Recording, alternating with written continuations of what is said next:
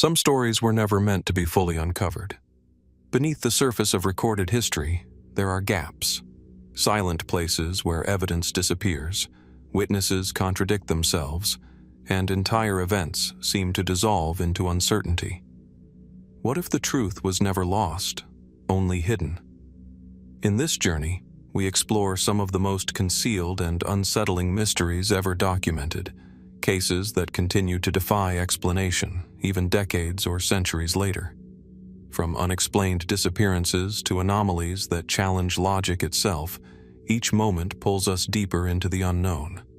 So sit back, relax, and let's dive into the shadows together. A dry wind moves across the ancient landscape of Cappadocia, brushing over the remnants of Tyana, once a thriving city carved into the crossroads of empires, now reduced to echoes in stone and dust. Cracked marble foundations lie half-buried beneath centuries of soil, and distant hills rise like silent witnesses to histories that refuse to settle into certainty. It is here, in this shifting frontier between East and West, that the story of Apollonius of Tyana begins, and, just as importantly, where its clarity begins to dissolve. Apollonius was a philosopher, a traveler, and to some of his followers, something far more difficult to define. Born in the 1st century BC, he studied under Pythagorean teachings and later embarked on journeys that carried him across the breadth of the known world, through Persia, India, and the cities of the Mediterranean. Ancient sources, most notably the accounts compiled by Philostratus centuries later, describe him as a man who spoke with rulers, advised cities, and moved through places as if boundaries held little meaning for him. Yet for all the recorded encounters, one part of his story remains suspended in uncertainty: his final departure. In the later chapters of his life, Apollonius is said to have returned toward the Greek world, older, quieter, and increasingly elusive. Some accounts place him in Ephesus, a city of marble streets and crowded temples, where he continued to teach and speak on matters of philosophy and spiritual discipline. Others suggest he withdrew further, journeying to Crete or other sanctuaries scattered across the Aegean. The details begin to diverge here, as if the narrative itself fractures under the weight of uncertainty. What is consistent, however, is the absence of a definitive end. There is no widely accepted record of his death, no tomb that can be confidently attributed to him. Instead, the accounts shift into something more ambiguous, whispers preserved in later writings that suggest he did not die in the conventional sense at all. One tradition claims that Apollonius entered a temple, possibly dedicated to Athena or a local deity, and simply vanished from mortal sight. The moment is described without spectacle.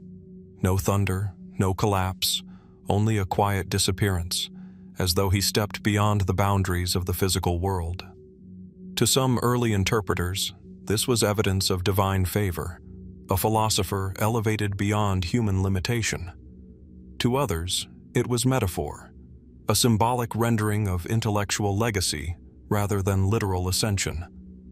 Yet alternative readings of the same period suggest a more grounded possibility, that his death, like so many figures of antiquity, was simply unrecorded or lost amid political and cultural upheaval. Record-keeping was inconsistent, and biographies were often shaped as much by ideology as by fact.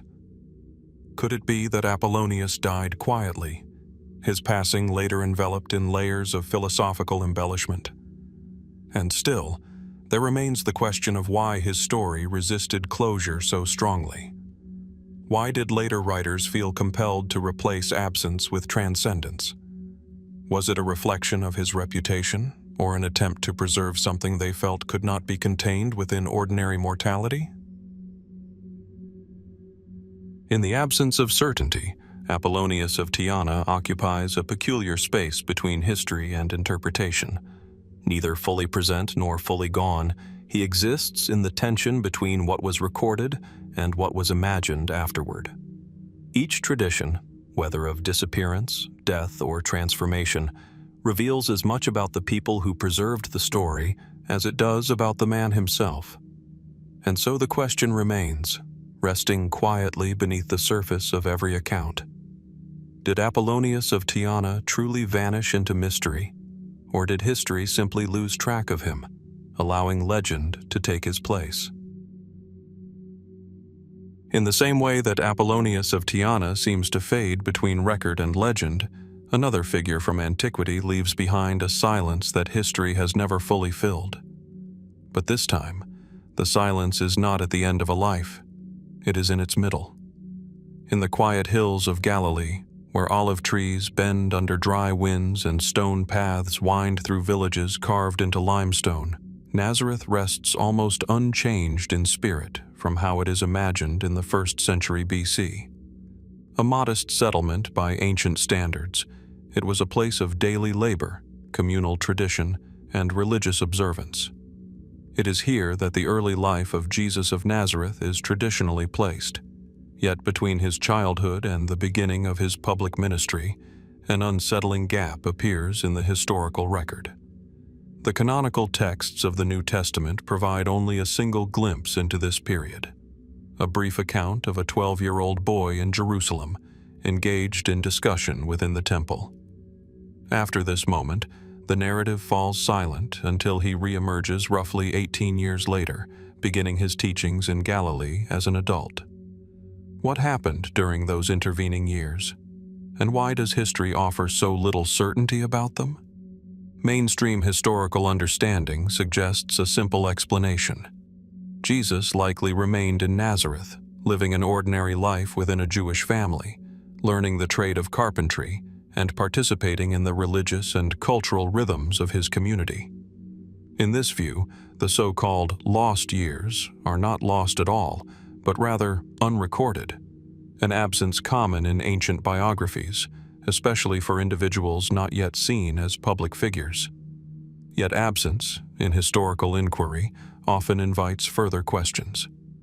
Some scholars and traditions propose that these years may have included deeper engagement with regional religious movements. The area surrounding Galilee and Judea was a crossroads of philosophical and spiritual thought, where Jewish sects such as the Pharisees, Sadducees, and Essenes each interpreted Scripture through distinct lenses. Could Jesus have been influenced by these groups during his formative years? Or was his development entirely rooted within the everyday structure of village life, shaped more by labor and oral tradition than formal instruction? Beyond conventional scholarship, more speculative traditions have emerged over centuries.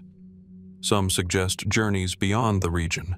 Travel to Egypt in early childhood is briefly referenced in biblical texts, while later, non-canonical sources and oral traditions have extended these possibilities further eastward. There are claims, found in much later writings, that he may have traveled along trade routes reaching into distant regions such as India or Tibet, encountering philosophical systems outside the Judean world. These accounts, however, remain outside the boundaries of established historical evidence, preserved more as cultural memory and interpretation than verifiable record. Other interpretations turn inward rather than outward, suggesting that the lost years are not about physical absence at all, but narrative restraint. In ancient storytelling, it was not uncommon for formative periods to be left undescribed, allowing a figure's public emergence to carry greater symbolic weight. In this reading, the silence itself becomes meaningful, a deliberate pause before the beginning of a recorded mission. And yet, the gap remains. 18 years of life, unaccounted for in detail, stretching between childhood and public emergence. Years in which identity is shaped, beliefs are formed, and understanding deepens. Years that, in any human life, are often the most defining. Why does history preserve so little of them? Was it simply the limitation of record-keeping in an era where ordinary lives were rarely documented? Or does the silence reflect something more intentional in how these narratives were later preserved and transmitted? Standing at the intersection of history and tradition, the lost years of Jesus of Nazareth remain neither confirmed nor resolved. They exist as a quiet space in the historical record, open to interpretation, shaped by belief, and resistant to final explanation. And so the question lingers, suspended in that silence.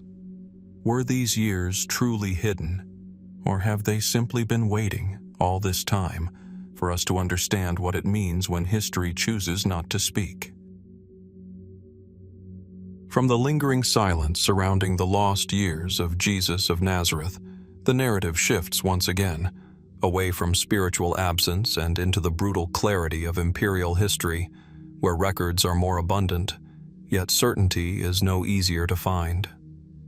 On the eastern edge of the Roman world, the province of Syria stretches beneath a pale, unrelenting sun. Dust clings to the columns of Antioch, once one of the great cities of the empire, alive with merchants, soldiers, and officials moving through streets shaped by Roman order and local tradition. It is here, in this political and cultural crossroads, that another silence emerges in history. Not a silence of missing years, but of a life cut abruptly short. Germanicus Julius Caesar was, by most accounts, Rome's ideal prince. Born into the Julio-Claudian dynasty, nephew and adopted son of Emperor Tiberius, he was celebrated for his military success, public popularity, and perceived moral integrity. Ancient historians describe him as charismatic, disciplined, and deeply admired by both soldiers and civilians. In many ways, he represented a future Rome could rally behind. And yet, in the year 19 BC, while on campaign in the eastern provinces, that future collapsed. Germanicus fell ill in Antioch. The details of his final days come primarily from Roman historians such as Tacitus and Suetonius, whose accounts preserve both official records and whispered rumors. According to these writings, his condition deteriorated rapidly. Fever, weakness, and visible signs of physical decline set in with alarming speed. But it is not only the illness itself that draws historical attention. It is what surrounded it. Tension between Germanicus and the governor of Syria, Gnaeus Calpurnius Piso, had already been building. Piso had been appointed with authority from Emperor Tiberius, and ancient sources suggest friction between the two men over military and administrative control. Some accounts describe open hostility, others a more subtle and strategic rivalry, unfolding behind formal obligations. When Germanicus died, suspicion did not die with him. His body was returned to Rome, and public mourning erupted on an unprecedented scale. Crowds filled the streets, statues were adorned with grief, and even those loyal to Tiberius were said to have expressed unease. But beneath the mourning, questions began to circulate. Was this a natural death brought on by illness and the strain of campaign life? Or was something more deliberate at work? Roman historians preserve multiple layers of interpretation. One line of thought, likely aligned with official explanations at the time, attributes his death to natural causes, perhaps an infection or condition worsened by travel and stress. In the ancient world, where medical understanding was limited and diseases often struck without warning, such an explanation would not have been unusual. But other accounts complicate the picture. Rumors of poisoning emerged almost immediately. Piso and his wife, Plancina, were accused by some of acting under secret instruction, possibly even with knowledge or encouragement from higher imperial authority. The motivations suggested in these narratives are political rather than personal. Germanicus was immensely popular, and his presence may have been seen as a threat to existing power structures centered around Tiberius. Yet even here, certainty dissolves under scrutiny. The Roman Senate eventually held a trial for Piso, a rare public reckoning within the imperial system. Before the proceedings concluded, Piso was found dead under unclear circumstances, officially by suicide, though even this detail became part of the wider web of suspicion. Without a living defendant, and with key testimonies shaped by political pressure, the full truth of the accusation remained unresolved. Over time, the story of Germanicus evolved beyond its immediate historical moment. Later writers and commentators expanded on the possibility of conspiracy, while others urged caution, emphasizing the dangers of interpreting every imperial death as political murder. The tension between these interpretations has never fully disappeared. Was Germanicus the victim of a calculated elimination, orchestrated to preserve imperial stability? Or did he die, as so many did in antiquity, from illness that only appeared suspicious in hindsight? Modern historical analysis tends to weigh probabilities rather than certainties. The speed of his illness, the political rivalries surrounding him, and the immediate emergence of accusations all contribute to the enduring ambiguity. At the same time, the lack of definitive forensic evidence and the limitations of ancient record-keeping leave space for alternative interpretations to persist. What makes Germanicus's death particularly compelling is not only the question of how he died, but what his death represented. He was, in many ways, a figure upon whom competing visions of Rome seemed to converge. Loyalty and reform, tradition and ambition, stability and change. His sudden absence created not just a vacancy in leadership, but a rupture in expectation. In Antioch, where his final days unfolded, there are no surviving physical markers of the event, no preserved chamber, no definitive memorial tied directly to his passing. Only texts remain, layered with interpretation, bias, and the passage of time. And so the image persists, a celebrated Roman general, struck down in a distant province, surrounded by uncertainty that has only deepened with centuries of retelling.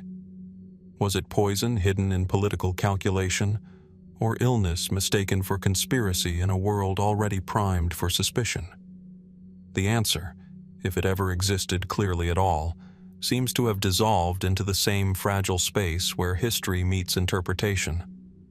And in that space, one question continues to echo without resolution.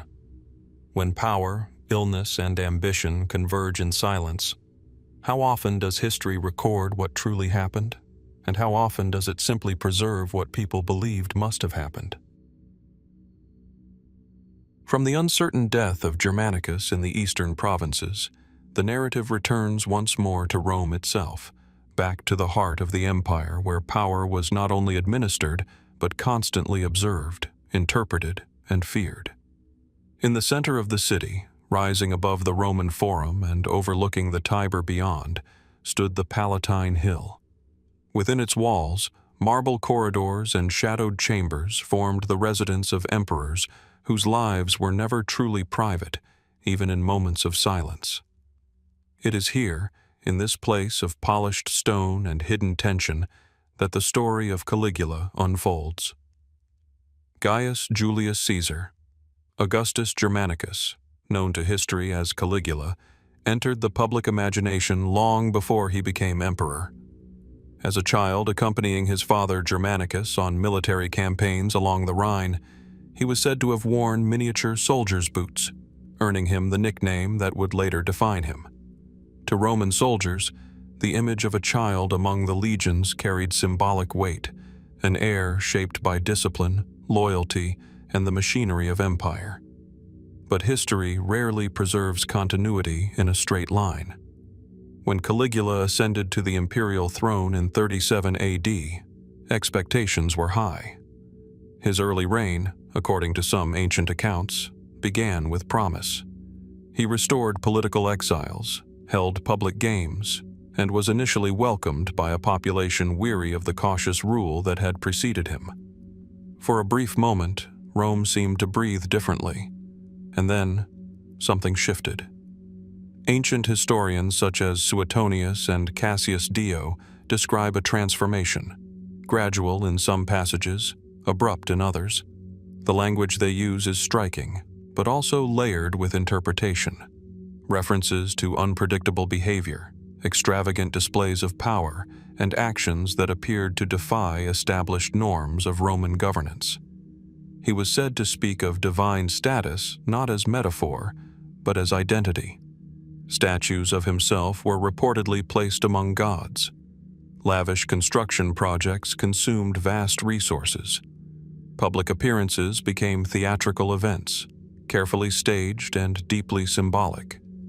Yet how much of this reflects the emperor himself, and how much reflects the perspective of those writing after his death? This is where the historical record begins to blur. Rome was a political environment where reputation was as powerful as action. Emperors were not only rulers but symbols, and their legacies were often shaped by the factions that survived them.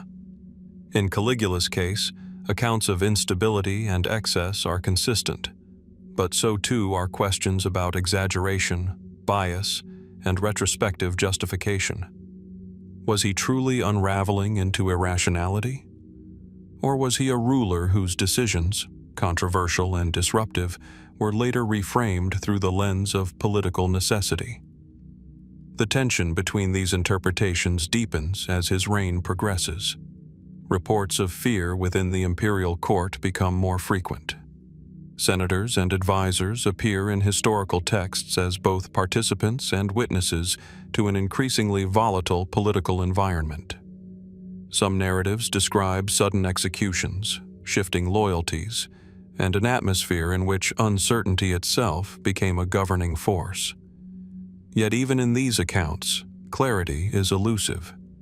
There are gaps in detail, contradictions between sources, and moments where description gives way to implication. What actually occurred behind the closed doors of the Palatine remains partially obscured. Then comes the final moment. In 41 AD, Caligula was assassinated by members of the Praetorian Guard, an elite military unit responsible for protecting the emperor. The attack reportedly took place in a confined corridor beneath the imperial palace. Ancient sources describe a coordinated strike carried out by individuals who had gained close access to him. The emperor was killed at the age of just 28. But even this moment, seemingly definitive, is surrounded by unanswered questions. The motivations behind the assassination are complex. Some accounts emphasize personal resentment and perceived cruelty. Others point toward political calculation, suggesting that elements within the Senate and Praetorian Guard viewed his removal as necessary for restoring stability. In this interpretation, the assassination was not simply an act of violence, but a restructuring of power. And yet, no single explanation fully resolves the event. Why did loyalty fracture so decisively? What specific actions triggered such coordinated opposition? And how much of what is recorded reflects the reality of Caligula's reign versus the justification constructed after his death? In the aftermath, a familiar pattern emerges in Roman history. The condemnation of a ruler often intensifies once they are no longer able to respond. Caligula's memory was subjected to what some historians describe as damnatio memoriae, an informal erasure of reputation in which images were removed and narratives reshaped. Whether formally applied or culturally reinforced, the effect was the same: a legacy rewritten in the absence of the subject. Modern historical analysis attempts to separate narrative tradition from verifiable fact. Some scholars suggest that Caligula's behavior, while certainly unconventional, may have been exaggerated by hostile sources. Others argue that even if embellishment exists, the underlying instability described by ancient writers cannot be entirely dismissed. Still, uncertainty remains. What is clear is that Caligula ruled during a period when imperial power was still evolving, when the boundaries between authority, performance, and perception were fragile. In such an environment, actions were rarely interpreted neutrally. Every decision carried political weight beyond its immediate intent. Standing within the ruins of the Palatine today, little remains of the spaces where these events unfolded. Stone foundations, fragmented corridors, and reconstructed pathways hint at former grandeur, but offer no direct testimony. The silence of the site contrasts sharply with the intensity of the narratives preserved about it. And so the figure of Caligula persists, not as a fully defined historical portrait, but as a layered construction of memory, accusation, interpretation, and possibility. Was he a ruler who descended into instability, or one who was ultimately defined by those who outlived him? Did his death mark the removal of a dangerous autocrat, or the elimination of a figure whose story became politically inconvenient? Like so many figures in imperial history, the answer resists final form. And perhaps that is where the mystery continues, not in the certainty of what he was, but in the unresolved space between what was done and what was later believed to have been done. From the uncertain final moments of Caligula within the shadowed corridors of the Palatine, the narrative shifts outward once again, away from the marble heart of Rome and toward the mist-laced edges of the empire, where imperial authority met resistance not in Senate chambers, but on open land shaped by wind, forest, and memory. In the far reaches of Roman Britain, where the land stretches into rolling fields and dense woodland, there lies a quiet sense of distance even today. In the region once known as East Anglia, ancient paths cut through soil that has seen both settlement and destruction. One of these routes, later called Watling Street by the Romans, once carried legions northward, toward a confrontation that would come to define one of the most enduring figures of resistance in Roman history, Boudica. Unlike the emperors whose lives are preserved in layered, often contradictory texts, Boudica emerges from the historical record in brief but powerful strokes. She was queen of the Iceni, a tribe in what is now eastern Britain. Roman sources, primarily Tacitus and Cassius Dio, describe her as a ruler whose life was irrevocably altered by Roman occupation. Following the death of her husband, Prasutagus, Rome moved to assert direct control over Iceni territory. According to the accounts, property was seized, her family was mistreated, and Boudica herself was publicly humiliated. These events, whether recorded in precise detail or shaped through Roman interpretation, became the catalyst for one of the most significant uprisings in Roman Britain. What followed is well documented in outline, but less certain in detail. Boudica is said to have gathered support from neighboring tribes, forming a coalition that struck first at Camulodunum, modern Colchester, a symbol of Roman settlement and authority. The city fell. Then came Londinium, a growing commercial center that would later become London. Then Verulamium. Each site, according to Roman accounts, was overwhelmed with a force described as both strategic and deeply driven by accumulated grievance. But beyond the burning cities and military movements, the historical record begins to narrow again around the figure at the center of it all. Boudica herself disappears from certainty after the final confrontation with Roman forces led by Suetonius Paulinus. The decisive battle is believed to have taken place somewhere along Watling Street. The exact location remains uncertain, though archaeological theories have proposed multiple possible sites across the English Midlands. Roman accounts describe a disciplined legionary formation facing a vastly larger but less organized force. The outcome is recorded as a decisive Roman victory, and after that moment, Boudica vanishes from the narrative. What happened next is where history transitions into uncertainty. Tacitus offers one explanation: that Boudica took her own life shortly after the defeat, choosing poison rather than capture. In this account, her death is framed as an act of final agency, a deliberate conclusion to a resistance that could not be sustained. Cassius Dio, writing later and with a different narrative style, presents a slightly more ambiguous version. He suggests she fell ill after the defeat and died soon after, though he also acknowledges the circulation of alternative accounts even in his time. The lack of consensus is notable, especially given the significance of the rebellion itself. No burial site has ever been definitively identified. No physical marker remains that can be confidently attributed to her final resting place. Unlike Roman figures whose deaths were often documented with ceremony and public record, Boudica's end is preserved only in text, and even that text is layered with interpretive distance. This absence has invited centuries of speculation. Some interpretations emphasize the possibility of suicide, aligning with Roman literary traditions that often framed defeated leaders in terms of tragic agency. Others suggest she may have died of illness, exhaustion, or injuries sustained during or after the final battle. In these readings, her death is less symbolic and more reflective of the harsh realities of sustained conflict. Beyond these mainstream interpretations, later traditions and local legends began to reshape her final moments further. In some regional accounts, she is said to have been buried in secret, her resting place hidden to prevent Roman desecration. Other stories, passed down through oral tradition long after the Roman period, suggest she may have been taken by her remaining followers to a place of sanctuary in the countryside far from Roman reach.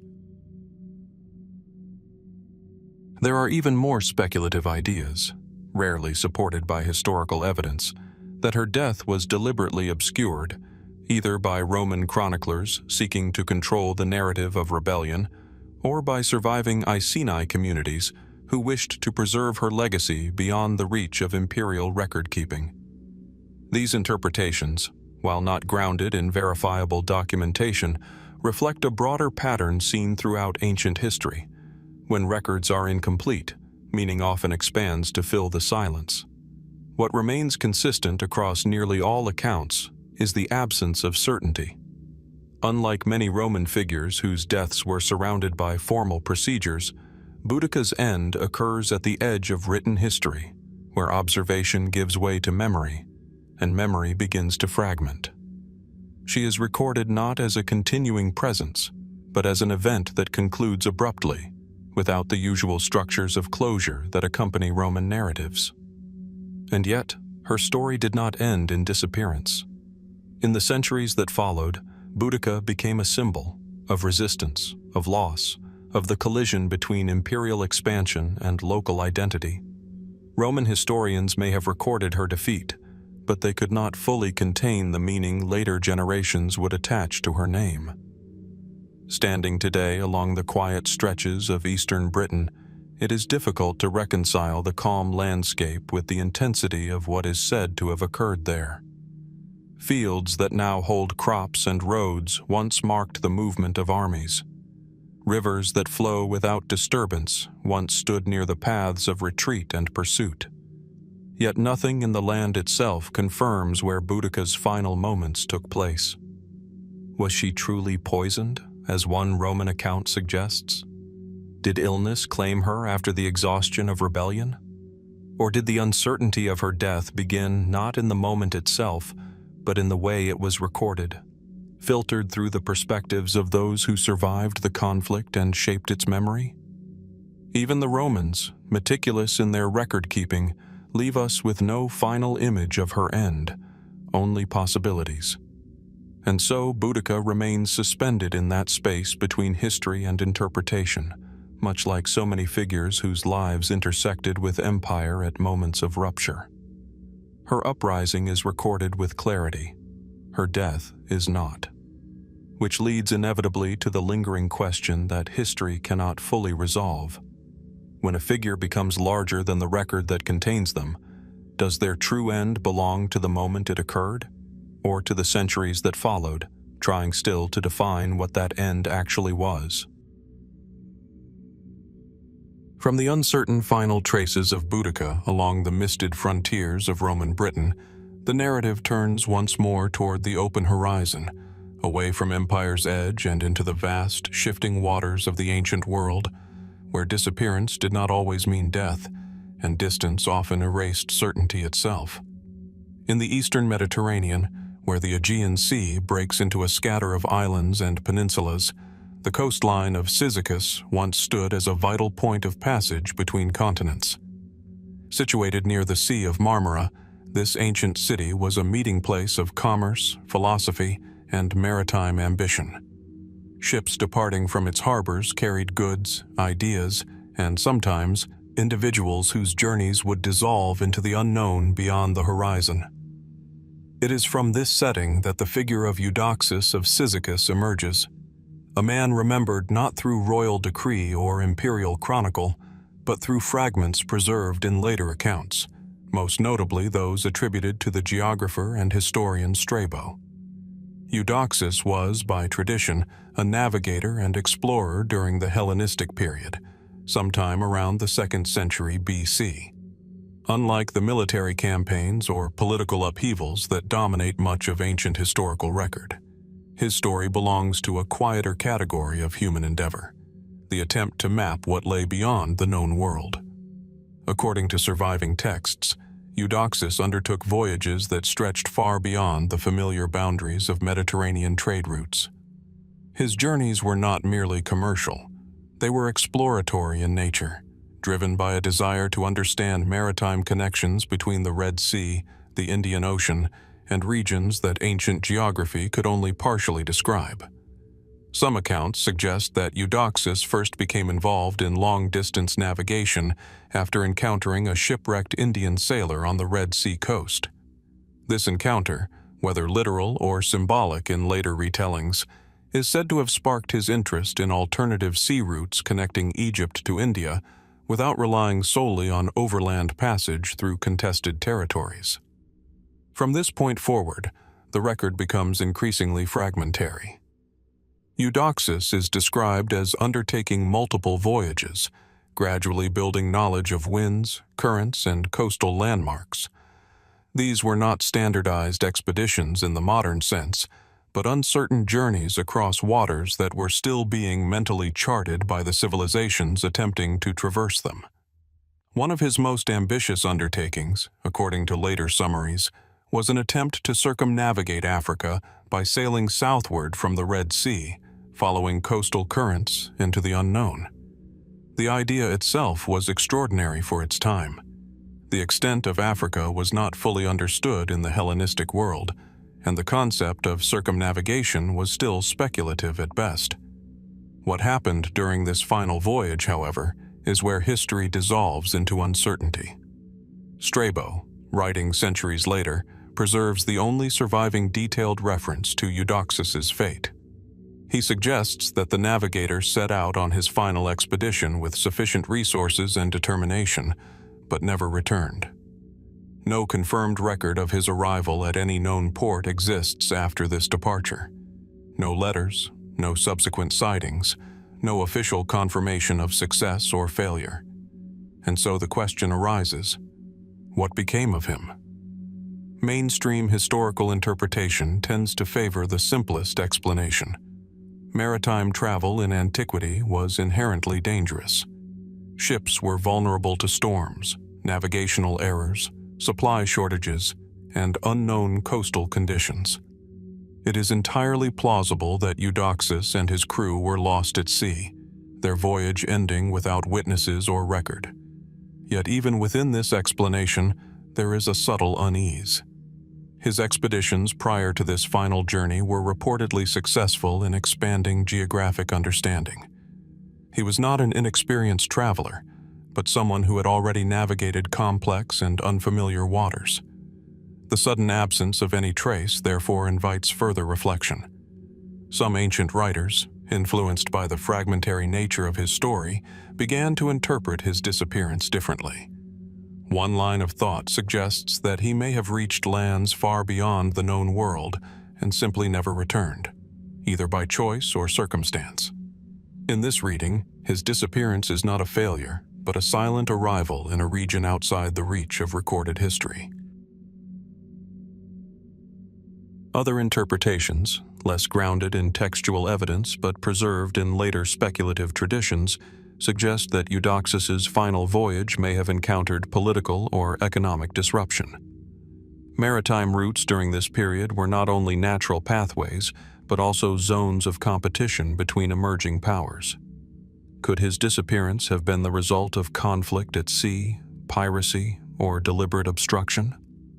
Even more speculative theories, rarely acknowledged in formal scholarship, propose that ancient navigators occasionally encountered environmental phenomena they could not interpret, unusual currents, storms of exceptional intensity, or navigational disorientation that led ships far off course. In such scenarios, disappearance would not require conflict or catastrophe, but simple dislocation from known geography. Yet none of these possibilities can be confirmed. What remains consistent across all accounts is absence. Eudoxus of Cyzicus does not reappear in later records. There is no preserved tomb, no commemorated landing, no final inscription marking completion or failure. His narrative ends not with conclusion, but with departure. This absence becomes even more striking when contrasted with the broader tradition of Hellenistic exploration. Many figures from this period, even those whose journeys were only partially successful, are preserved through secondary accounts, administrative records, or geographic references. Eudoxus, however, exists almost entirely at the edge of transmission, visible just long enough to be recognized, and then absent from the historical field. Modern historians attempting to reconstruct his voyages often rely on indirect evidence, trade patterns, later geographic descriptions, and comparative analysis of maritime routes. But none of these methods can definitively answer the central question of his fate. Was Eudoxus of Cyzicus lost to the sea during an ambitious but perilous attempt to expand the boundaries of known navigation? Or did he reach regions so distant, so disconnected from the Mediterranean world, that his story simply ceased to circulate within the records that survived? And if so, what does it mean for a historical figure to vanish not from memory, but from the network that preserves memory itself? Standing at the ancient harbor of Cyzicus today, now reduced to ruins and scattered foundations, it is difficult to imagine the departure of ships that once carried such uncertain futures. The water still moves along the same routes, but the names of those who sailed it have largely faded. Eudoxus remains one of those names, present in fragments, absent in conclusion, suspended between what is recorded and what is irretrievable. And so the question remains, carried forward like a vessel without a charted return. When an explorer disappears beyond the edge of the known world, does history record a failure of survival, or simply the moment when knowledge itself reached its limit? From the uncertain disappearance of Eudoxus of Cyzicus upon the open waters beyond the known world, the narrative shifts once more, this time away from the sea and back into the dense political interior of Rome itself, where power did not vanish into distance, but collapsed inward, silently and often violently, within the walls of the imperial system. In the heart of Rome, where marble streets converge toward the Palatine Hill, the air once carried a different kind of tension. Unlike the distant harbors of Cyzicus or the misted frontiers of Britain, here history was not shaped by exploration or rebellion, but by proximity to the emperor himself. Within this enclosed world of corridors, gardens, and guarded rooms, influence was often more powerful than law, and trust more fragile than stone. It is in this environment that the story of Lucius Aelius Sejanus unfolds. Sejanus was not born into the imperial family. He rose instead through the structured hierarchy of Roman power, eventually becoming prefect of the Praetorian Guard, the elite unit responsible for the emperor's personal security. In the reign of Tiberius, this position placed him at a rare intersection, close enough to the emperor to witness private decisions, yet outside the formal line of succession. Ancient historians, particularly Tacitus and Suetonius, describe his early influence with a tone that suggests both admiration and unease. Sejanus reorganized the Praetorian Guard, consolidating its barracks into a single fortified structure on the outskirts of Rome. This move, while administrative on the surface, effectively centralized military power that had once been dispersed across the city. From that point forward, his presence within Roman politics expanded. Gradually, Sejanus became more than a military commander. He was advisor, gatekeeper, and intermediary between the emperor and the Senate. Tiberius, increasingly withdrawn in his later years and often residing on the island of Capri, relied heavily on correspondence and reports filtered through trusted officials.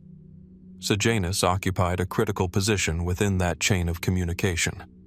But influence in Rome was never stable. Accounts from the period describe a slow shift in perception. Sejanus, once seen as an efficient administrator, began to attract suspicion among senators and members of the imperial household. Statues were erected in his honor. Honors accumulated. His name appeared in official contexts with increasing frequency. To some, this signaled success and trust. To others, it suggested something more unsettling, a concentration of power that no one outside the imperial family had previously held. Was this the natural outcome of administrative competence, or the early formation of an alternative center of authority within the empire? The historical record does not provide a single, unified answer. What is clear is that Sejanus's position reached its peak during Tiberius's absence from Rome. With the emperor physically distant and politically detached, Sejanus functioned as a central figure in the daily governance of the empire. Decisions passed through him. Petitions were filtered by him. Access to imperial influence often depended on his approval. And yet, within a system built on loyalty and surveillance, such concentration of authority was inherently unstable. Tacitus describes growing tension behind the scenes. Letters sent from Capri, subtle shifts in imperial tone, and increasing awareness among Roman elites that Sejanus's position was no longer simply administrative. Whether or not he actively sought imperial power remains one of the central uncertainties of the narrative. Then, abruptly, the trajectory changed. In a D31, Sejanus was summoned to a Senate meeting under circumstances that, at the time, may not have seemed unusual. What followed, however, was a rapid and decisive collapse of his standing. Letters from Tiberius were read aloud, denouncing him and ordering his arrest. The same Senate that had once honored him now moved to erase him. Within hours, Sejanus was taken into custody and executed. The speed of his fall is one of the most striking aspects of the event. Power that had accumulated over years was dismantled in a single political moment. Statues were torn down. His name was removed from public inscriptions. His family was targeted in the aftermath. Rome, which had once elevated him, now participated in his systematic removal from memory. But the surface clarity of his fall conceals deeper uncertainties. The motivations behind Tiberius's decision remain debated. Some interpretations suggest he became aware of Sejanus's ambitions only gradually, eventually concluding that removal was necessary to preserve imperial stability. Others propose that political rivals within Rome and Capri influenced the emperor's perception, shaping a narrative of threat that justified decisive action. There are even interpretations that suggest Sejanus may have been operating within a far more complex political environment than surviving sources fully reveal, one in which alliances shifted rapidly and loyalty was never absolute. In such a system, his rise and fall may not represent singular ambition or betrayal, but the instability of imperial governance itself. And yet, even after his execution, questions persisted. Why was his removal so abrupt after years of apparent trust? Why did so many within Rome appear both surprised and prepared for his downfall? And how much of what is recorded reflects the actual dynamics of his influence versus the retrospective framing of those who survived his purge? In Roman historical tradition, the memory of fallen figures was often reshaped after their death. Accounts written under subsequent regimes could emphasize betrayal, ambition, or moral failure as explanations for political removal. Sejanus, in this sense, exists within a narrative space shaped as much by aftermath as by event. Modern historians approach his story with caution, noting both the consistency of ancient sources in describing his rise and the interpretive nature of their explanations for his fall. Administrative reforms attributed to him are documented. His proximity to imperial authority is clear, but the internal motivations behind his actions and the precise reasoning behind Tiberius's final decision remain partially obscured. Walking through the ruins of the Roman Forum today, it is difficult to identify where figures like Sejanus once stood in relation to the spaces of power they inhabited. The Senate House still exists in reconstructed form, but the voices that once filled it are gone. The inscriptions that recorded names have been eroded or restored without full context. What remains is structure without certainty. Sejanus's story, then, becomes less about a single rise and fall, and more about the mechanics of visibility within empire, how quickly influence can expand, and how abruptly it can be erased. Was he a calculated usurper, whose ambitions were only just uncovered in time? Or a highly effective administrator, whose accumulation of authority became intolerable within the fragile balance of imperial trust? The historical record offers fragments, but not resolution. And so his name remains suspended in that narrow space where power, perception, and political survival intersect, leaving behind a question that history has never fully answered. In a system built on absolute authority, who truly decides when influence becomes danger, and when a trusted figure becomes a threat too large to remain visible? From the sudden downfall of Sejanus in the shadowed corridors of Roman power, the narrative moves once again into the heart of the empire, this time not into political intrigue alone, but into an event that reshaped Rome itself, leaving behind ashes, silence, and questions that have never fully settled into certainty. In the early hours of a summer night in AD 64, the city of Rome stood densely layered with life.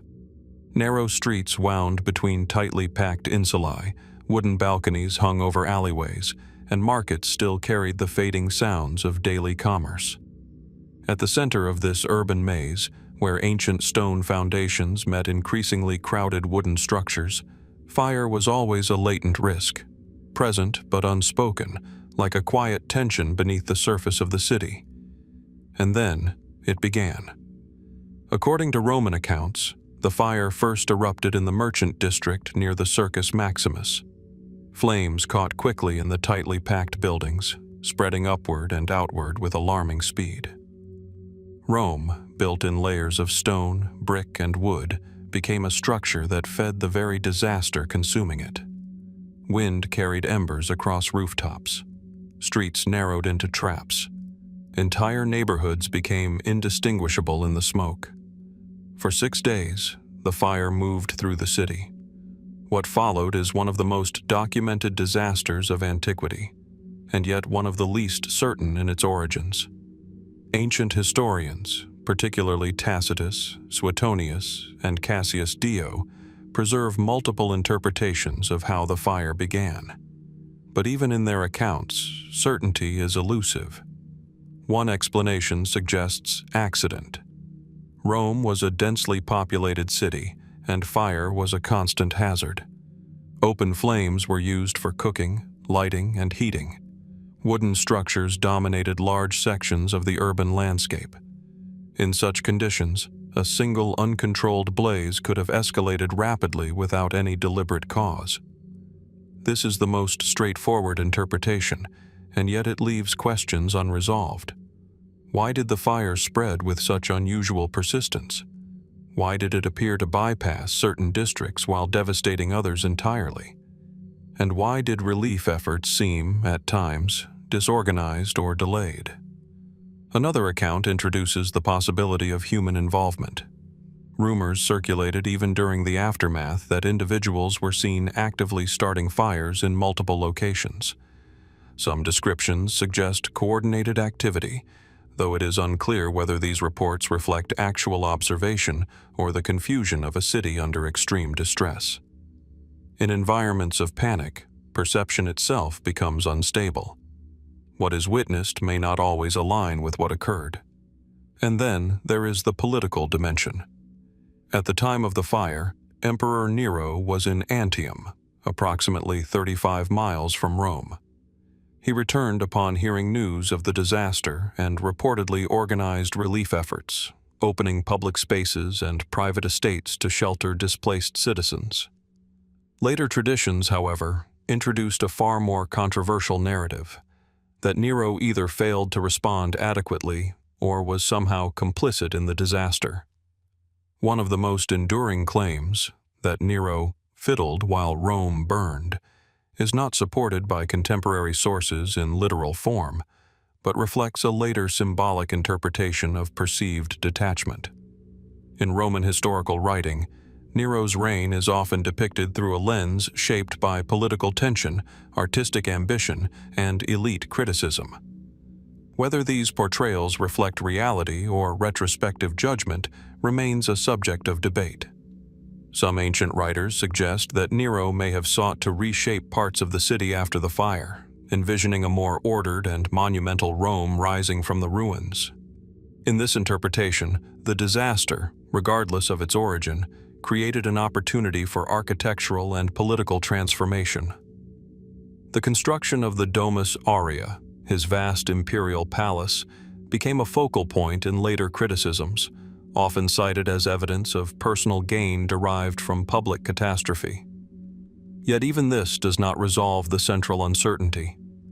Did Nero initiate, ignore, exploit, or simply respond to an event he did not control? The fire itself leaves little physical evidence. Modern archaeology confirms widespread destruction across large sections of ancient Rome, consistent with historical accounts. But the exact ignition point, cause, and sequence of spread remain impossible to reconstruct with precision. Fire consumes not only structures, but also the clarity of its own origin. In the days following the disaster, reconstruction efforts began almost immediately.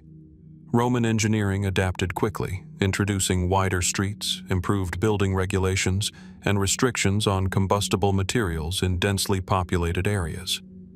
In this sense, the fire became a turning point in urban planning, reshaping the physical structure of the capital. But the narrative of cause remained unsettled. Some later interpretations, influenced by political opposition to Nero, emphasized deliberate arson as a means of assigning responsibility. Others, more cautious in tone, suggest that the complexity of the event makes singular explanations insufficient. In a city as large, dense, and dynamic as Rome, multiple ignition points, accidental or otherwise, could have converged into a disaster that appeared unified in retrospect. There are also more speculative traditions, preserved in later historical and cultural memory, that suggest the fire may have been used symbolically, its origins less important than its consequences. In this reading, the event becomes less about who started it, and more about how it reshaped power, perception, and memory within the empire. Because after the flames were extinguished, something else remained: interpretation. Rome did not simply rebuild physically, it rebuilt narratively. The fire became part of a broader story about leadership, legitimacy, and moral responsibility. Writers, historians, and political voices shaped its meaning for centuries, each adding layers of explanation that often reflected their own context as much as the event itself. And yet, beneath all these interpretations, the original question persists with quiet intensity. Was the Great Fire of Rome a tragic accident born from the density of urban life? A series of uncontrolled coincidences? A deliberate act lost in the chaos of destruction? Or something more complex than any single explanation can contain? Standing in modern Rome, where ancient ruins lie beneath layers of later construction, it is difficult to separate what remains of the city from what remains of its memory. Stones preserve structure, but not intent. Archaeology reveals destruction, but not motive. And so the fire remains what it has always been in historical inquiry. Not a single fixed event with a single fixed cause, but a convergence of possibility, interpretation, and uncertainty. which leaves one final question lingering in the smoke of history itself. When an entire city is consumed and rebuilt in the aftermath, does the true origin of its destruction survive in the record, or does it dissolve along with everything else the fire touched? From the lingering smoke of the Great Fire of Rome, where questions of origin dissolve into competing interpretations, the narrative now moves outward once again, away from the burning heart of the empire and toward its northern frontier, where Rome's certainty did not vanish in fire or politics, but in something far quieter: silence after defeat. In the dense forests and marshlands of Germania, the landscape itself seems to resist permanence. Mist clings to tree lines at dawn. Rivers shift their courses slowly but persistently. In the early 1st century AD, this was not a space of Roman order, but of uncertainty. Territory only partially understood, partially mapped, and only intermittently controlled. It is here, in this unstable frontier, that the final campaign of Publius Quinctilius Varus unfolded. Varus was a Roman general and governor appointed to oversee the newly organized provinces east of the Rhine. His task was not only military, but administrative, to extend Roman governance, taxation, and legal structure into regions that had long resisted full integration. Ancient sources describe him as experienced in governance, though more accustomed to political administration than frontier warfare. In the year AD 9, Varus found himself leading 3 Roman legions, along with auxiliary forces and non-combatants, through what was believed to be a secure and manageable region of Germania. He was returning toward winter quarters when the course of Roman history shifted abruptly. What followed is known as the Battle of the Teutoburg Forest. But the details of what led to that moment, and what happened in its immediate aftermath, remain deeply fragmented. According to the historian Tacitus, Varus was accompanied by Arminius, a chieftain of the Cherusci tribe who had been granted Roman citizenship and served as an auxiliary commander. Arminius was considered an ally of Rome, trained within its military system, and trusted by Varus. It was this trust, according to most surviving accounts, that became the foundation of the Roman disaster. As Varus moved his forces through unfamiliar terrain, reports suggest that Arminius advised him of a developing disturbance among local tribes, prompting a change en route. The Roman column, heavily laden and stretched across difficult terrain, entered a forested region that would later become synonymous with ambush and annihilation. What exactly transpired within that forest remains one of the most studied and yet least visually reconstructible events in Roman military history. The Roman legions were attacked over multiple days. Rain, dense woodland, and uneven ground prevented traditional formation. Communication between units broke down. According to surviving accounts, the Roman forces were gradually encircled, fragmented, and overwhelmed by coordinated tribal forces familiar with the terrain. By the end of the engagement, 3 entire legions had been destroyed. But amid the larger narrative of destruction, one detail has continued to draw historical attention: the disappearance of Varus's final orders. Ancient sources do not preserve a clear record of Varus issuing final commands during the collapse of the Roman formation. There is no surviving transcript, inscription, or direct account of his last strategic decisions. Instead, what remains is a gap, a moment in which command structure appears to dissolve into chaos. Did Varus attempt to organize a defensive withdrawal? Did he issue orders that were never received, or were cut short by the rapid fragmentation of his forces? Or did communication fail so completely that structured command became impossible? Roman historians suggest that Varus ultimately chose suicide rather than capture, a decision consistent with Roman military honor codes of the period. According to these accounts, he fell on his sword as defeat became unavoidable. But even this moment, while widely repeated, exists more as narrative convergence than verifiable sequence. What is absent from the record is equally important. There is no preserved final dispatch, No recorded strategic directive, no surviving written order from Varus during the collapse of his legions. This absence has led to centuries of interpretation. One mainstream explanation suggests that the chaos of the battle simply made structured communication impossible. In a forested ambush spanning multiple days, with units separated and leadership disrupted, the loss of formal command records would not be unusual. Orders may have been given verbally, lost in movement, or never recorded at all. Yet even within this explanation, historians note something unusual: the consistency with which Roman sources emphasize surprise and breakdown, rather than strategic failure at the highest level. The narrative tends to focus on betrayal, terrain, and tactical disadvantage, rather than detailed analysis of Varus's command decisions in real time. This has led some scholars to consider whether later Roman writers, particularly those under imperial regimes, may have shaped the narrative to emphasize external factors over internal miscalculation. Beyond mainstream interpretations, more speculative readings have emerged over time.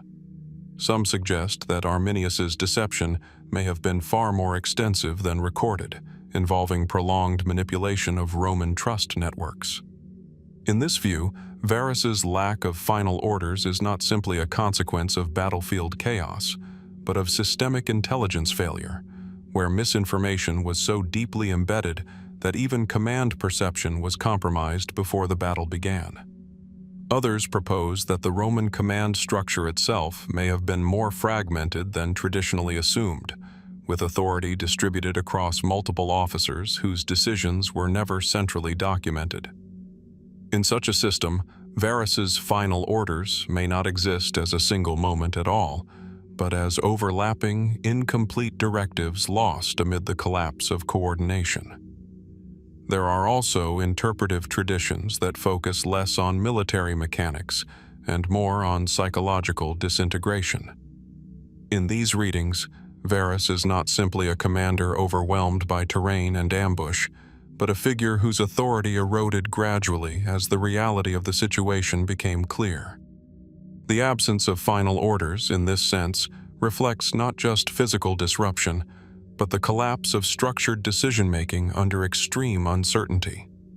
And yet, despite all analysis, one fact remains unchanged.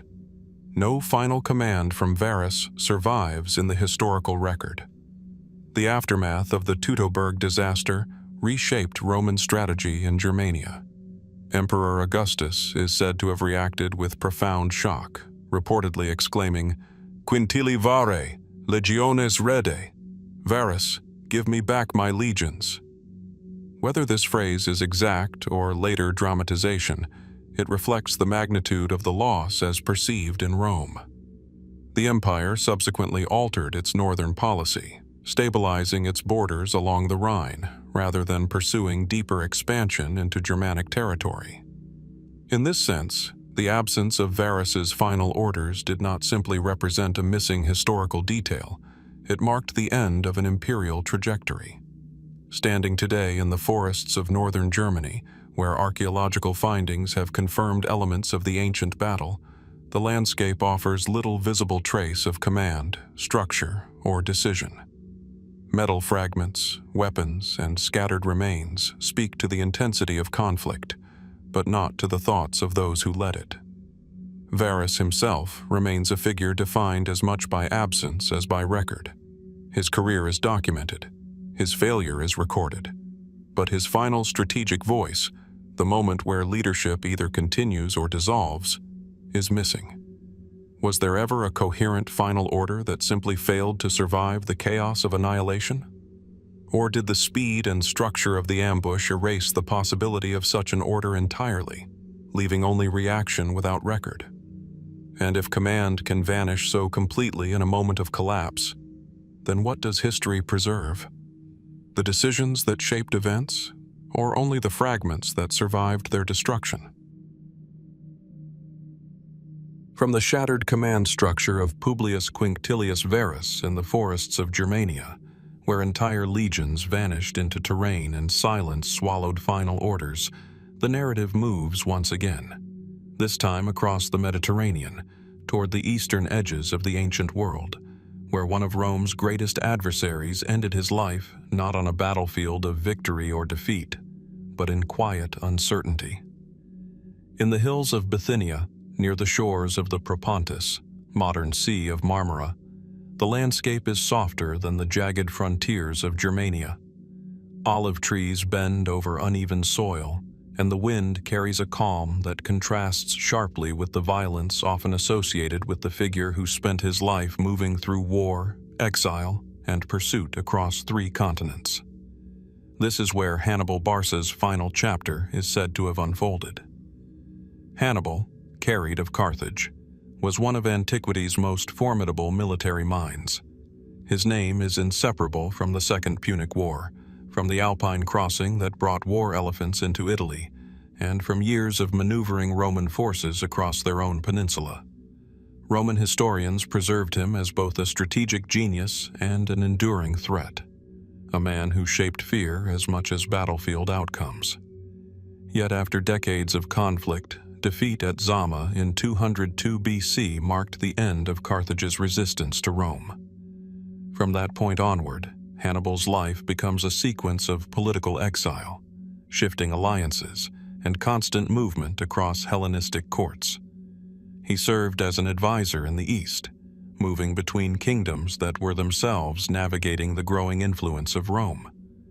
In some accounts, he attempted to organize resistance networks. In others, he was simply a displaced commander, still watched, still considered dangerous even in reduced circumstances.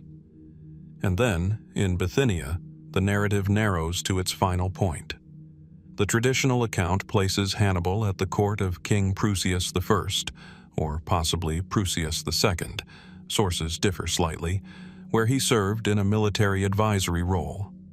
By this time, Rome had expanded its diplomatic and military pressure across the eastern Mediterranean, and figures like Hannibal remained symbols of unfinished history, reminders that Rome had once been vulnerable. Roman envoys eventually arrived in Bithynia demanding his surrender. The reasoning, as recorded in historical sources, was clear. Hannibal was not simply a retired general. He was a living emblem of resistance, and his continued freedom represented an unresolved tension within Roman memory. What followed is where history becomes quieter. According to most surviving accounts, Hannibal chose not to be taken alive. He consumed poison, often described as stored in a ring or vial he had carried with him, ending his life in exile rather than captivity.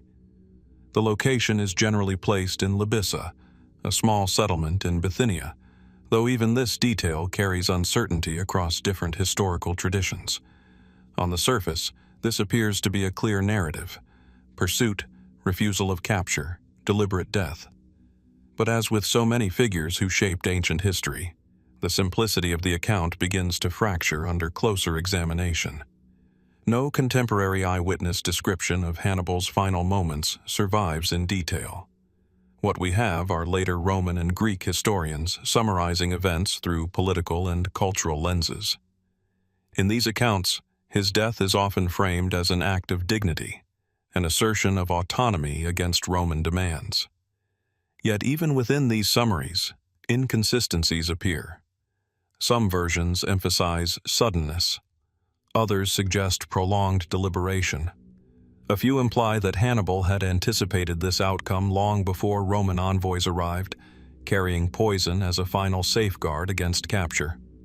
The differences are subtle, but they raise a persistent question. How much of his death is event, and how much is narrative reconstruction? There are also uncertainties surrounding the political context of his final days. Bithynia itself was not isolated from Roman influence. Diplomatic pressure, shifting alliances, and internal court dynamics all played roles in shaping decisions made at the highest level. Was Hannibal's death entirely self-determined, or was it influenced by the realization that extradition was inevitable? Some interpretations suggest that his suicide was a direct response to imminent capture. Others propose a more complex scenario in which political actors within Bithynia may have weighed the cost of protecting him against Roman demands, ultimately leaving him with no viable alternative. In this reading, his death becomes less a singular act of defiance and more the final point in a narrowing set of political possibilities. Beyond these mainstream interpretations, later traditions introduced additional layers of ambiguity. Modern historical analysis tends to accept suicide as the most probable explanation based on the convergence of ancient sources. But probability does not eliminate uncertainty, especially when those sources themselves were shaped by political memory and retrospective interpretation. There is also the broader question of how Hannibal was perceived at the moment of his death. To Rome, he was the ultimate adversary, a figure whose survival remained symbolically unresolved even decades after military defeat. To the eastern courts where he lived his final years, he was a strategist, an exile, a man whose past carried both prestige and danger. In such a context, his death is not only a personal event, but a convergence of political pressure, historical memory, and identity. Walking through modern Libisa, or what remains of ancient Bithynian settlements, there is little to indicate where this convergence occurred. The landscape is quiet, shaped by centuries of agricultural and regional transformation. Any precise marker of Hannibal's final moment has long since disappeared, and so the narrative rests not on what can be seen, but on what cannot be fully reconstructed. Did Hannibal Barca choose death freely, controlling the final act of a life spent resisting capture? Or was his end shaped by political inevitability, where exile narrowed into a single remaining option? The sources agree on his death. They do not agree on its full meaning.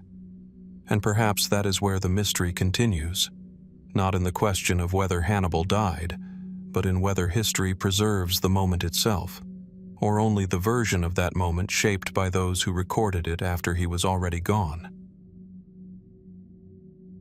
From the uncertain final breath of Hannibal Barca in the quiet hills of Bithynia, where even great adversaries of Rome could disappear into obscurity rather than spectacle, the narrative turns back toward the center of Roman power itself. Not to the edges of empire, nor to distant forests or fading exiles, but to a single place where history seems to tighten, as if all threads converge at once. In the heart of Rome, the Curia of Pompey stood as an imposing structure of stone and political memory. It was not a temple in the religious sense, but a space of authority, where decisions shaped the fate of provinces, armies, and generations. Statues lined its surroundings. Marble floors reflected the movement of senators who believed themselves stewards of the Republic. On the Ides of March, in 44 BC, this chamber became the setting for one of history's most studied and least definitively understood assassinations. Julius Caesar entered that space not as a private man, but as dictator perpetuo, dictator in perpetuity. His rise had been shaped by conquest, civil war, and political transformation. Gaul had fallen under his campaigns. The Roman Republic had already begun to fracture under the weight of competing ambitions, and Caesar's accumulation of titles and authority had placed him at the center of that fracture. But what is often presented as a single motive for his assassination dissolves, under closer examination, into a web of overlapping tensions.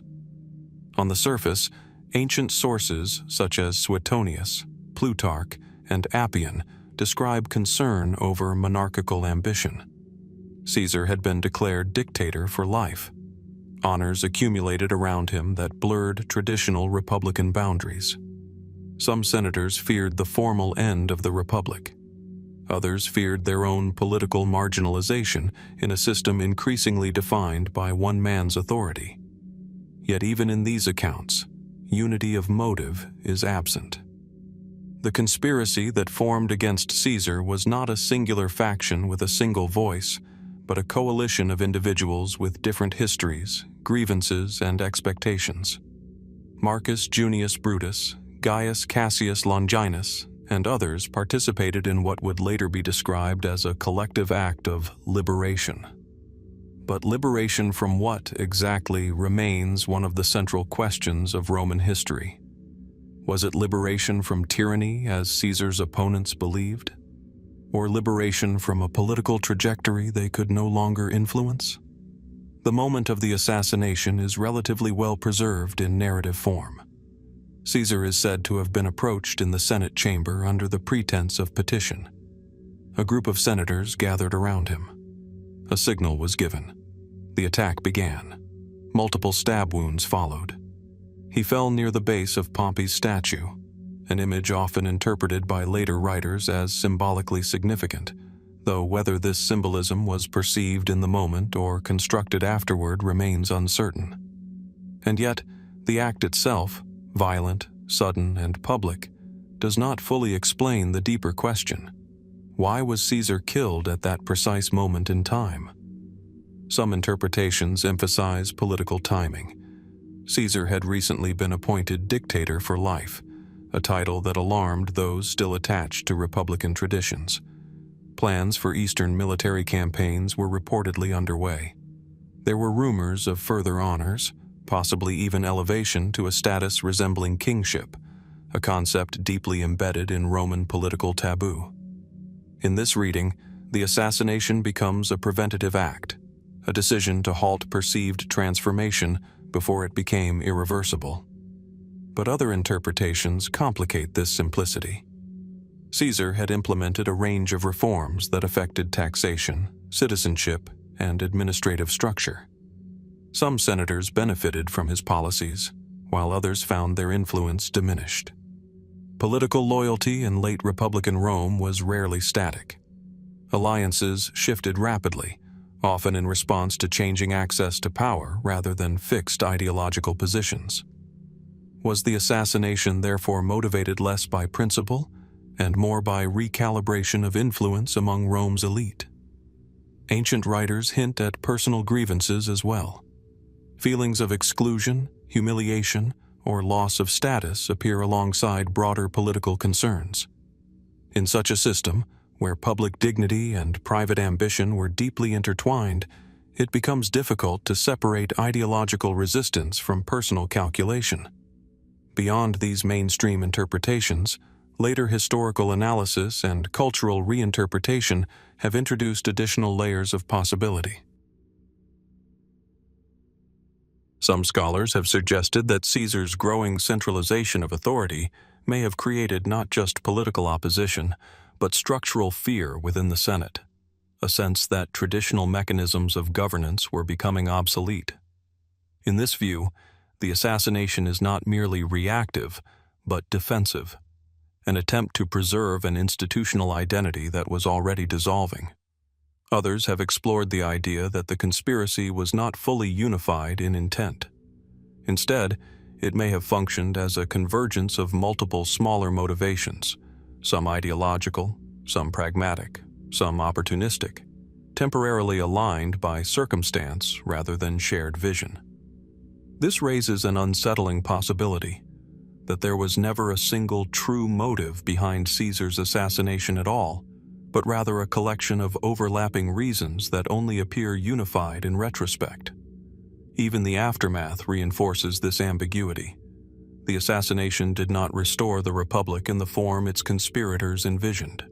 Instead, it triggered a new phase of civil conflict, ultimately leading to the rise of Augustus and the transformation of Rome into an imperial system. In this sense, the act intended to preserve one political structure became the catalyst for another. Was this outcome foreseeable? Did the conspirators understand the full implications of their action? Or did the consequences emerge only after the fact, beyond the scope of their original intentions? The historical record does not provide a definitive answer.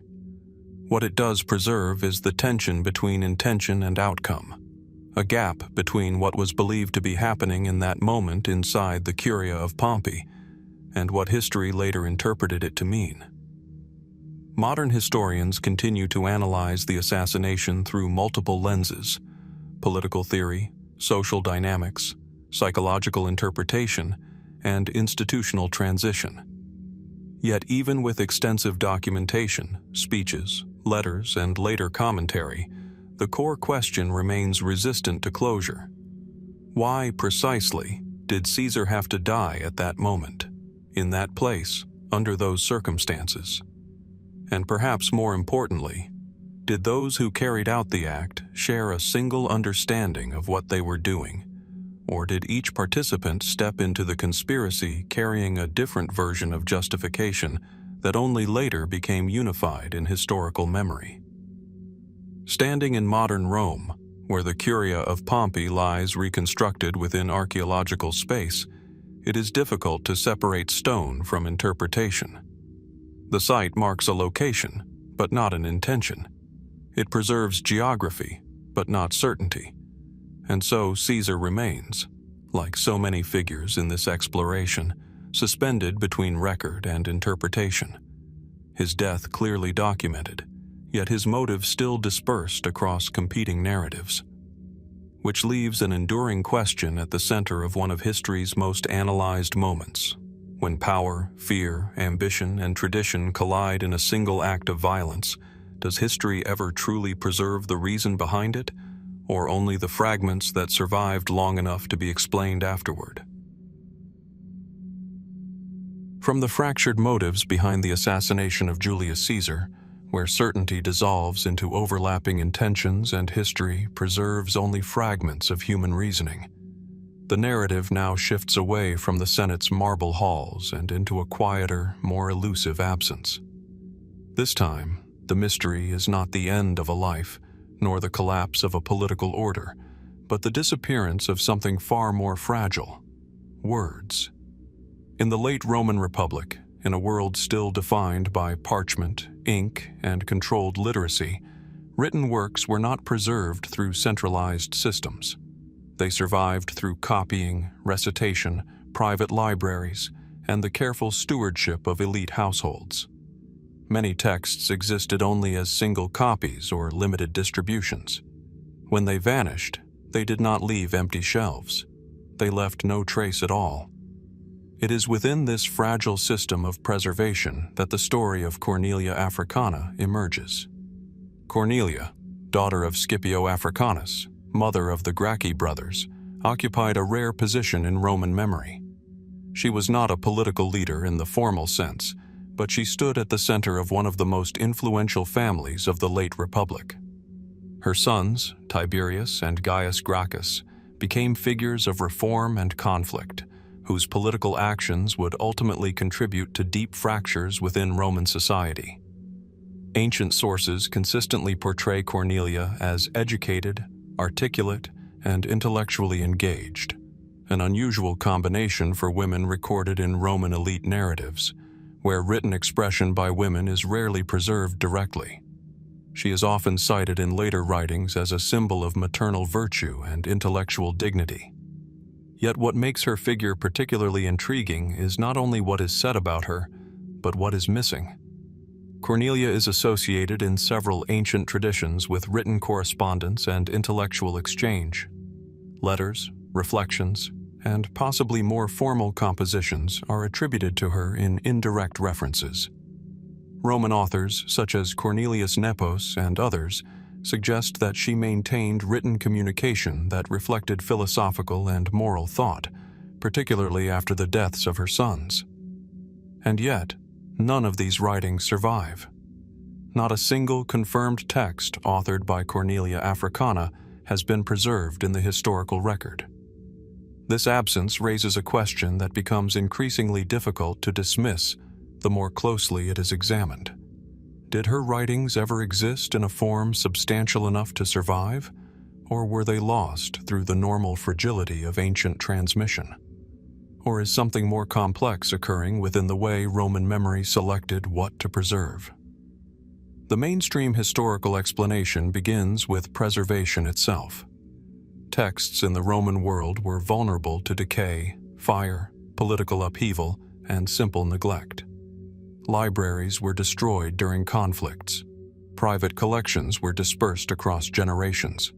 Even widely respected authors were often preserved only through partial manuscript traditions. In this context, the loss of Cornelia's writings would not be unusual. It would be statistically expected. But Cornelia is not just any figure in Roman history. Her identity is deeply embedded within elite Roman memory. She is referenced across generations as an example of moral education, maternal influence, and aristocratic virtue. This raises a subtle but important question. If her intellectual contributions were valued enough to be cited indirectly, why were they not preserved more directly? Ancient writers occasionally refer to her letters or remarks, suggesting that some form of written expression existed and was known to later audiences. These references, however, are always secondhand. They describe content without preserving the original form. The result is a pattern familiar in ancient historiography: presence through reference, absence through survival. Some scholars suggest that Cornelia's writings may have been absorbed into later moral or rhetorical works, paraphrased rather than copied, transformed into exempla rather than preserved as documents. In this process, her voice would not have disappeared entirely, but would have been reshaped into something more aligned with later literary and political expectations. Others propose a more structural explanation, that Roman literary preservation systems were heavily biased toward male authorship and public political writing. Private correspondence by women, even those of elite status, may have been considered less essential to copy and maintain, regardless of intellectual quality. In this reading, the disappearance of Cornelia's writings reflects not accidental loss, but selective transmission shaped by cultural priorities. And yet, even within this explanation, an unease remains. Cornelia was not an obscure figure. She was part of a family that profoundly influenced Roman political development. Her son's actions were recorded in detail, debated by historians, and preserved across centuries. If she truly engaged in written intellectual activity, it seems unlikely that all traces would vanish without leaving at least partial manuscripts or quoted fragments. This has led some later interpreters to consider more speculative possibilities, not as claims of certainty, but as reflections on historical absence itself. One line of thought suggests that Cornelia's writings may have been deliberately minimized in transmission, not through direct suppression, but through gradual editorial filtering. As Roman literary culture evolved, texts were copied, curated, and compiled by later scholars who made decisions, sometimes subtle, sometimes explicit, about what deserved preservation. In such a system, writings associated with private reflection, especially from women, may have been less likely to be continuously reproduced. Another perspective considers the possibility that her writings existed primarily in oral or semi-private circulation, later recorded indirectly by others who interpreted or summarized her ideas without preserving the original texts. In this case, what survives is not disappearance, but transformation. Her intellectual presence refracted through later authors rather than maintained in original form. There are even more speculative traditions, found in later cultural memory rather than academic consensus, which suggest that some writings attributed to elite Roman women were intentionally reattributed or absorbed into broader philosophical traditions, particularly those dominated by male authorship. While these theories lack direct evidence, they reflect broader questions about how intellectual authority was constructed and preserved in antiquity. What remains consistent across all interpretations is the same fundamental condition: absence of primary text. Cornelia Africana's voice, as a direct written record, does not survive. And yet, paradoxically, she remains one of the most cited female figures of the late Republic. Her presence is strong in description, weak in documentation. She exists in memory, but not in manuscript. Standing among the reconstructed libraries of ancient Rome today, it is possible to imagine scrolls that once contained countless voices: philosophers, politicians, historians, and private individuals whose thoughts briefly entered the written world before fading into fragility. The physical reality of papyrus and parchment makes disappearance not only possible, but expected over time. But Cornelia's case still feels different, not because it defies explanation, but because it highlights how explanation itself is constructed. We know she was remembered. We know she was quoted indirectly. We know she occupied a rare intellectual and social position in Roman society, and yet we do not possess her words in their original form, which leads to a question that resists easy resolution. Was the disappearance of Cornelia Africana's writings simply the result of time, decay, and transmission limits common to all ancient literature? Or does it reveal something more subtle about how historical memory decides which voices remain visible and which are preserved only through the reflections of others? And if a voice can survive in reputation but not in text, then what exactly is it that history preserves? The words themselves, or only the shape they leave behind in the minds of those who later attempt to reconstruct them?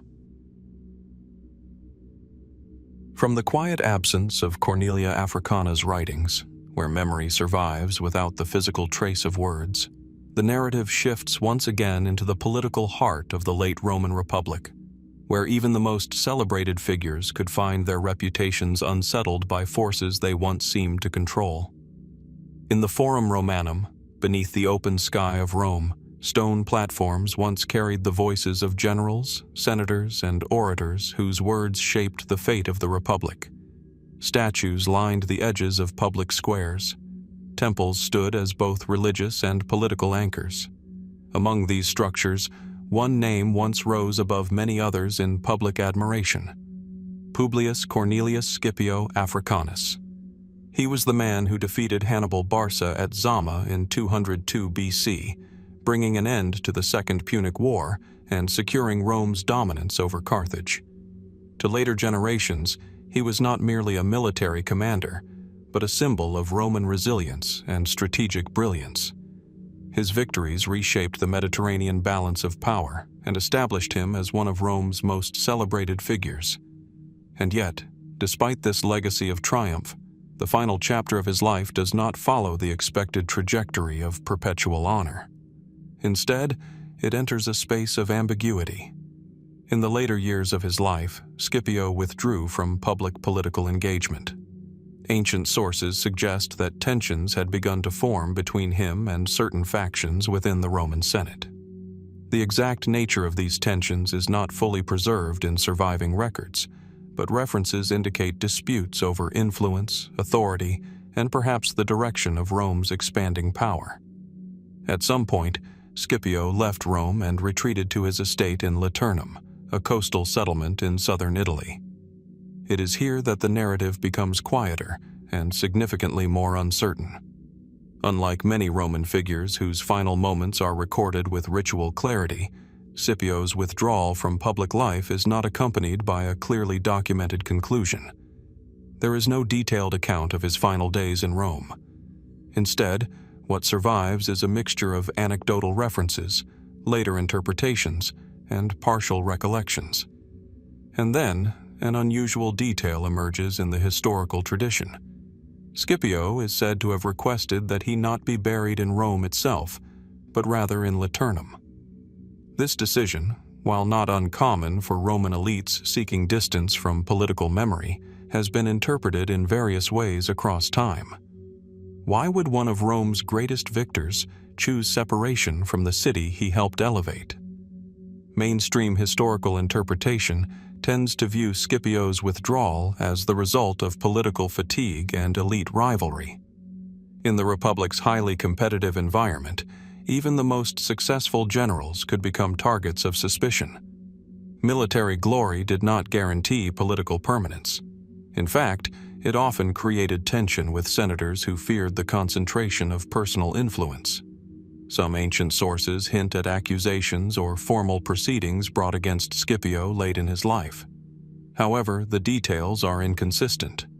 The charges, if they fully materialized, are not preserved in a coherent legal record. What remains instead are fragments, references to disputes, criticisms, and political opposition.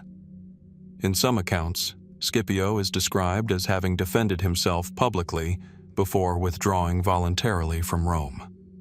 In others, his departure appears more abrupt, as if the political atmosphere had shifted in a way that made continued presence untenable.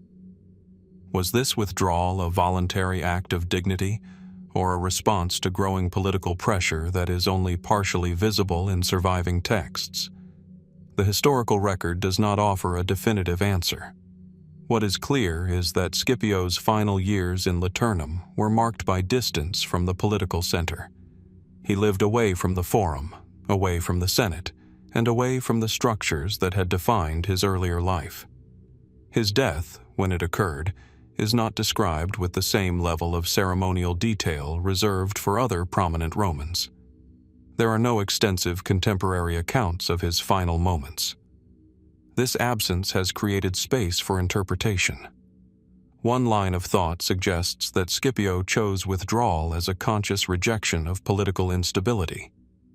In this reading, his departure represents not defeat, but a form of philosophical or personal disengagement from a system that no longer aligned with his values or expectations. Another interpretation emphasizes political conflict more directly. Some historians propose that Scipio's influence may have been perceived as a threat by emerging political factions within Rome. His reputation, military success, and public stature could have positioned him in opposition to shifting alliances within the Senate. In this view, his withdrawal is not entirely voluntary, but shaped by pressures that made continued participation difficult. There are also more speculative interpretations, often found in later historical commentary, which suggest that Scipio's removal from political life may have involved formal accusation or trial that has not survived in full detail. These interpretations point to inconsistencies in ancient sources and the possibility that later Roman historians may have softened or fragmented politically sensitive material. However, no definitive record of a complete trial survives. This absence itself becomes part of the mystery. If a major legal proceeding occurred, why does the historical record not preserve its structure? If accusations were significant enough to force withdrawal, why are the details so fragmented? The ambiguity extends even further when considering Scipio's legacy after his death. Unlike some Roman figures whose reputations were heavily contested posthumously, Scipio Africanus remained largely revered in Roman cultural memory. He was celebrated by later historians as a model of military excellence and strategic intelligence. His name endured in educational and rhetorical traditions as a standard of comparison for leadership. Yet this posthumous honor contrasts sharply with the uncertainty surrounding his final years. It is possible that his withdrawal from Rome was less dramatic than later speculation suggests, and more reflective of the cyclical nature of Roman political life, where even the most powerful individuals could step back from public influence without formal rupture. But even this interpretation does not fully resolve the absence of clear documentation. What remains is a gap between public memory and private transition. In Liternum today, archaeological remains of Roman settlement exist near the coastline, but no definitive structure can be conclusively identified as Scipio's residence or tomb with absolute certainty. The physical landscape offers no direct testimony to his final years. As with many figures of antiquity, the material record fades precisely where personal narrative becomes most private. And so Scipio Africanus occupies a dual position in historical memory, one of the most celebrated military figures of Rome, and yet one whose final political and personal trajectory remains partially obscured. Was his withdrawal the result of political disillusionment, elite rivalry, or personal choice? Did he leave Rome as a figure still in control of his legacy, or as one gradually displaced by shifting power structures within the Republic? The surviving accounts do not converge into a single explanation. Instead, they leave behind a carefully preserved reputation and an incomplete account of transition, victory recorded in detail, but withdrawal left in shadow. And perhaps that is where the mystery remains most persistent, not in the battles that defined Scipio Africanus's rise, but in the silence that followed his departure from Rome itself. Because when even the most celebrated figures step out of the historical center without a fully documented ending, the question inevitably returns. Does history preserve the lives of its greatest figures more clearly than it preserves their exits? Or does something always disappear in the moment when influence gives way to absence? From the quiet withdrawal of Scipio Africanus into the coastal stillness of Liternum, where even Rome's greatest victors could fade into partial silence, the narrative shifts once again, moving away from the Republic's internal corridors of power and into the harsher, more distant edges of the Hellenistic world. Here, beyond the structured roads of Italy and the political gravity of Rome, the landscape changes. Stone cities rise from arid plains. Mountain passes cut through ancient kingdoms, and armies move through territories where imperial authority is never fully stable, always negotiated, always contested. It is in this broader, shifting world that the story of Antiochus IV Epiphanes unfolds. Antiochus IV ruled the Seleucid Empire during the 2nd century BC, inheriting a realm that stretched across much of the eastern Mediterranean and into the Near East.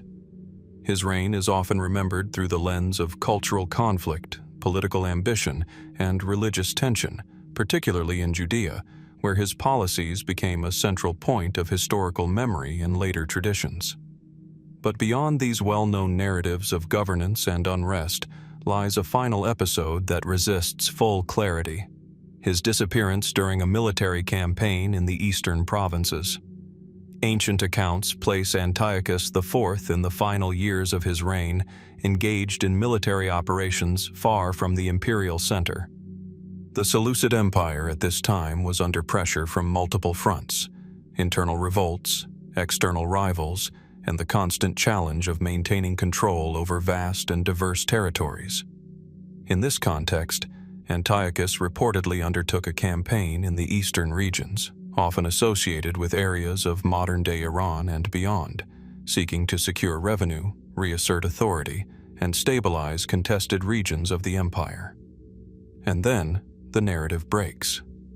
The primary sources, particularly those preserved in later historical summaries, such as the books of Maccabees and writings of classical historians like Polybius and Appian, suggest that Antiochus fell ill during this campaign. From this point forward, details begin to diverge. One tradition states that he died in the region of Persia after suffering from a sudden and severe illness. Another suggests that he may have been injured in conflict, leading to a decline that ultimately proved fatal. In some accounts, his death is described in relatively straightforward terms: a ruler dying far from home during military operations, as many ancient kings did. But even within these accounts, inconsistencies emerge. The exact location of his death is not clearly preserved. The precise nature of his illness is not identified. The sequence of events leading to his final moments is described in broad strokes rather than detailed chronology. This lack of specificity has left space for centuries of interpretation. Mainstream historical analysis generally accepts that Antiochus IV died during or shortly after a campaign in the eastern provinces, likely due to illness exacerbated by the conditions of military movement, stress, and environmental exposure. In the ancient world, such causes of death were common among rulers who traveled extensively with their armies. Yet even this explanation raises subtle questions. Why do the surviving accounts lack consistent detail regarding such a significant figure's final campaign? Why is there no unified description of his last actions, final orders, or immediate succession context at the moment of his death? In many cases of Hellenistic rulers, death during campaign is accompanied by clearer narrative structure, messengers, recorded proclamations, or succession disputes that provide historical anchors. In the case of Antiochus IV, however, the transition appears unusually fragmented. Some scholars have suggested that the Eastern campaign itself may have been more complex than surviving summaries indicate. The Seleucid Eastern territories were vast and culturally diverse, and imperial control was often mediated through local governors, shifting alliances, and intermittent military presence. In such an environment, communication could break down easily, and the recording of events could become delayed or inconsistent. From this perspective, Antiochus's disappearance from the historical record is not a singular mystery, but a reflection of the limitations of administration at the edges of empire. However, other interpretations, preserved in later historical commentary, introduce more speculative dimensions. Some ancient writers and later historians hint at the possibility that Antiochus's death may have been politically sensitive, leading to a reduction in detailed reporting. In empires where succession was often contested, the circumstances of a ruler's death could carry significant implications for legitimacy and stability. In such cases, accounts might be simplified, adjusted, or framed in ways that reduce uncertainty.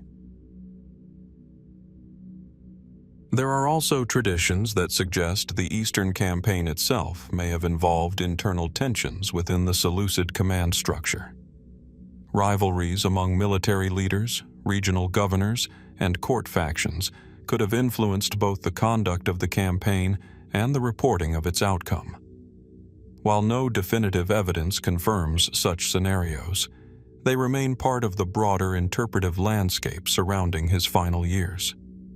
Another line of thought considers the possibility that Antiochus's death, while natural in origin, occurred in a context where communication delay created narrative gaps. In ancient military campaigns, especially in distant regions, news of a ruler's condition and death could take weeks or months to reach administrative centers. During that time, political actors may have acted on incomplete or outdated information, further complicating the historical record. In this sense, the disappearance of Antiochus IV is not necessarily a physical vanishing, but a temporal fragmentation of information, where death, confirmation, and documentation do not align cleanly. And yet, even this explanation leaves certain elements unresolved. The lack of detailed final inscriptions, the absence of a clearly preserved deathbed account, and the variability in ancient summaries continue to distinguish his case from other Hellenistic rulers, whose deaths, while distant, are more consistently documented. In Judea and surrounding regions, where his policies had left a lasting and controversial imprint, later traditions would interpret his death in symbolic terms. Some narratives frame it as a form of divine retribution, others as a political consequence of overextension. These interpretations, however, reflect later cultural memory rather than contemporary administrative record. From a strictly historical standpoint, what remains is a convergence of partial accounts. A ruler engaged in Eastern campaign activity, a reported illness or injury, and a death that occurs outside the immediate visibility of the imperial center. The Seleucid Empire itself would continue to fragment in the centuries that followed, with internal divisions and external pressures gradually reducing its territorial coherence. In this broader historical arc, Antiochus IV's death becomes one point within a longer process of imperial transformation, but the specific moment of his disappearance remains indistinct. Was he lost simply to the realities of ancient campaigning, distance, illness, and administrative delay? Or did the political complexity of his reign influence the way his final days were recorded, shaping a narrative that prioritizes outcome over detail? Standing today in the regions once traversed by Seleucid armies, where archaeological traces reveal layered histories of settlement, conflict, and cultural exchange, there is no single marker that captures the moment of his death. The landscape preserves movement, but not finality. And so Antiochus IV Epiphanes remains, like many figures of antiquity, partially defined and partially obscured, his reign documented, his policies remembered, but his final moments dispersed across fragments of historical transmission, which leaves an enduring question at the edge of this narrative. When a ruler dies far from the center of power, in a world where communication is slow and records are incomplete, does history preserve the moment itself, or only the version of it that survives long enough to be written down? From the uncertain final trail of Antiochus, the fourth Epiphanes, where a king's death dissolves into fragmented reports from distant campaigns, the narrative moves westward once more across the eastern Mediterranean waters toward the heart of one of the most enduring and complex dynasties of the Hellenistic world. Here, in Alexandria, the air carries a different weight. It is humid, salt-laced, shaped by the proximity of the sea and the dense layering of one of antiquity's greatest intellectual centers. Marble colonnades reflect sunlight onto harbor waters. Libraries, temples, and royal complexes stand within a city that was both cosmopolitan and politically volatile. Within this environment, where knowledge and power were deeply intertwined, the Ptolemaic dynasty ruled Egypt with a blend of Greek heritage and Egyptian tradition. It is in this context that Ptolemy IV Philopator comes into focus. Ptolemy IV ruled Egypt in the late 3rd century BC, during a period marked by both cultural flourishing and political tension. Ancient sources describe his reign as one of contrasts: large-scale ceremonial display alongside internal administrative strain, religious patronage alongside court intrigue. His rule is often remembered less for singular achievements and more for the atmosphere of his court, a space where power was concentrated, but not always clearly stable. And it is within this atmosphere that the question of his death becomes unusually clouded. Main historical accounts agree on a basic outline. Ptolemy IV died in 204 BC. However, the circumstances surrounding his death are not preserved with the clarity often seen in other royal successions of the Hellenistic world. Instead, what survives is a mixture of brief references, later interpretations, and rumors that appear in varying forms across different historical traditions. Some accounts suggest a relatively straightforward explanation: illness. In the ancient world, sudden death among rulers was not uncommon, and medical understanding was limited. Fever, infection, or chronic conditions could easily escalate without effective treatment. From this perspective, Ptolemy IV's death fits within a familiar pattern of royal mortality. But even in these accounts, detail is sparse. There is little description of the illness itself, no consistent timeline of decline, no clearly preserved record of his final days in the royal palace of Alexandria.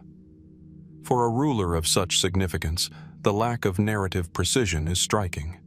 This absence has long invited further questions. Other ancient writers introduce a more ambiguous layer to the story. Some suggest that court tensions may have played a role in the circumstances surrounding his death. The Ptolemaic court was known for its internal rivalries, where advisors, military leaders, and royal family members often competed for influence in the absence of fully stable succession structures. In such an environment, the death of a ruler was never a purely private event. It was also a political transition point, where control of information could shape legitimacy. Was Ptolemy IV's death entirely natural, or was it interpreted, and perhaps even presented, in ways that served immediate political needs? The historical record does not offer a definitive answer. There are also later traditions, preserved in fragmented historical commentary, that suggest rumors circulated about the nature of his death even in antiquity.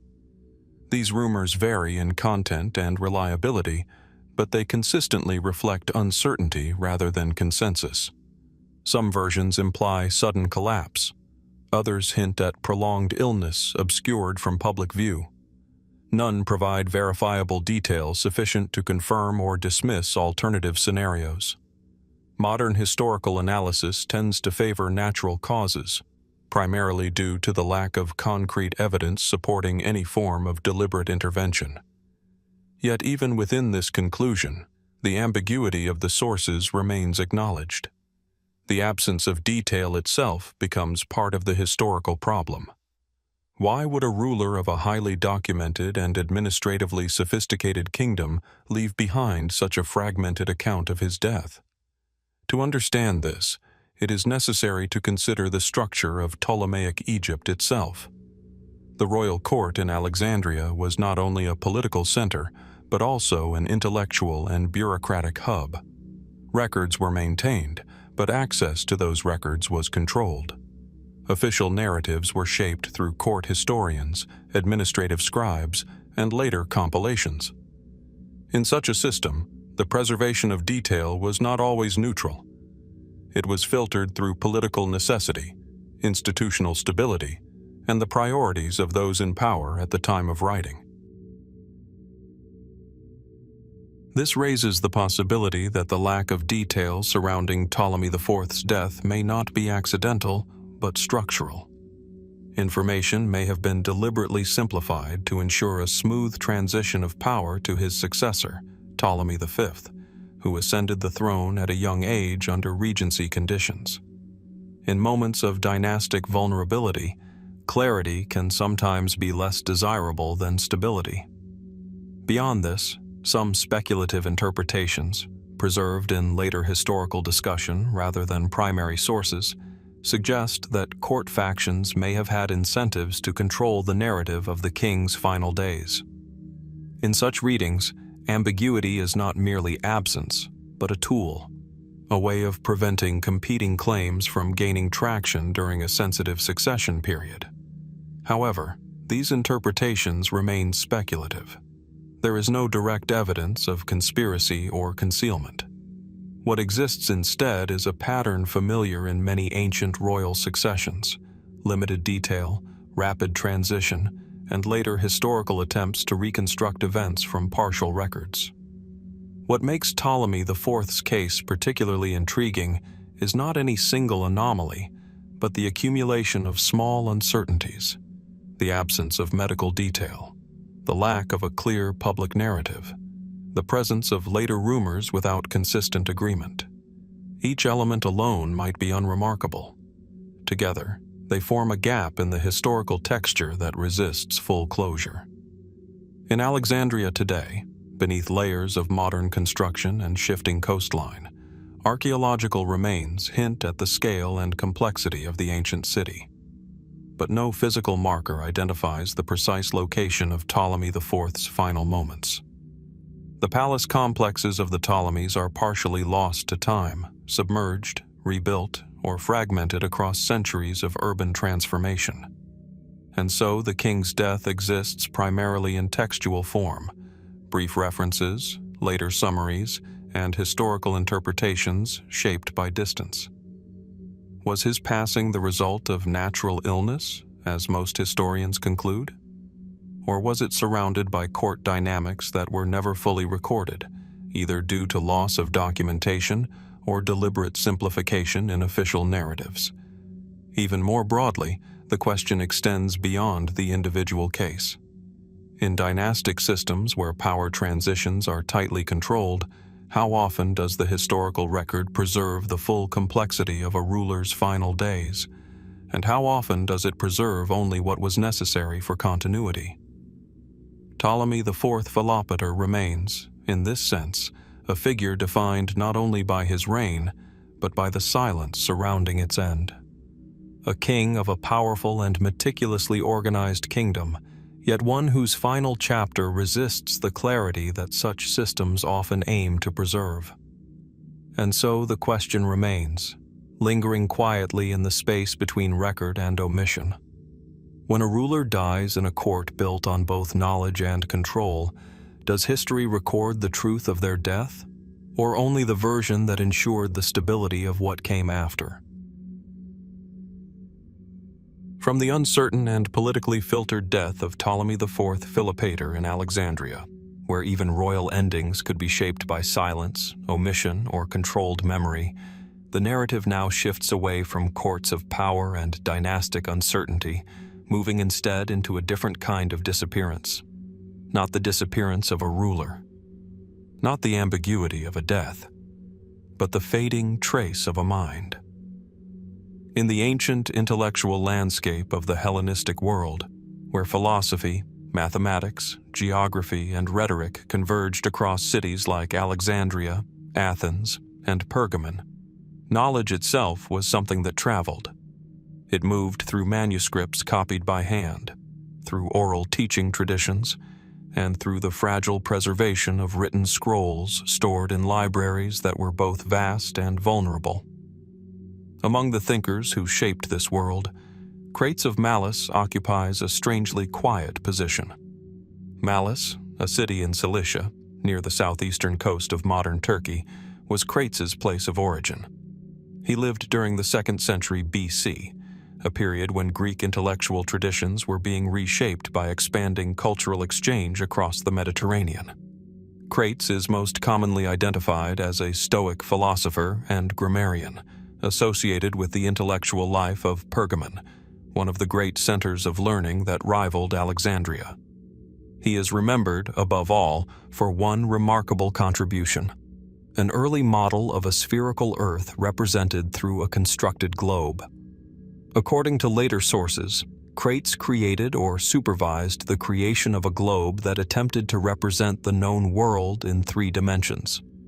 This was not merely decorative. It was conceptual, a way of visualizing geography not as a flat expanse, but as a structured sphere divided into regions of land and water.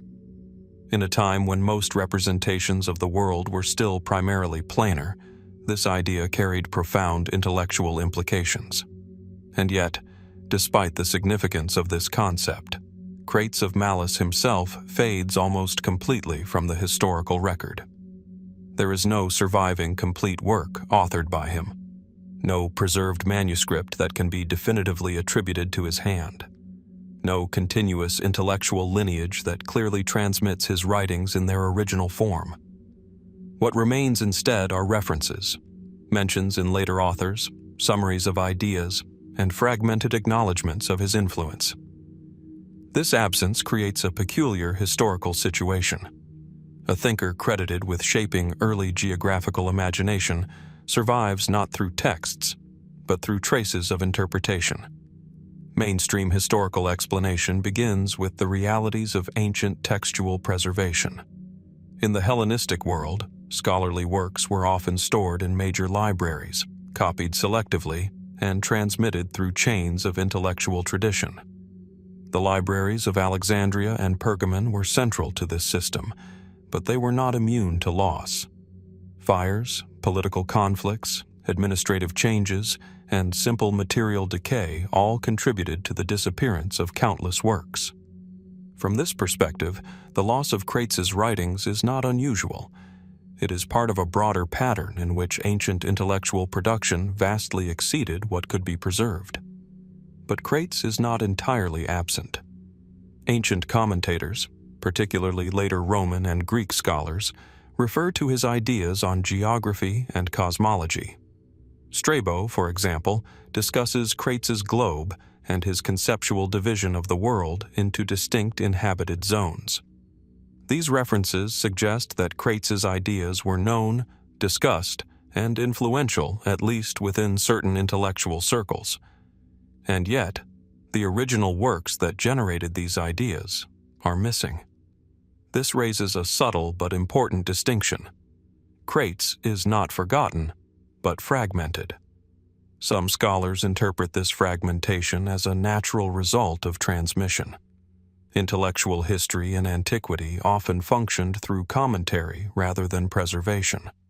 Original works were summarized, adapted, and incorporated into later syntheses. In this process, the source material could gradually disappear while its concepts survived in transformed form. Others suggest a more structural explanation.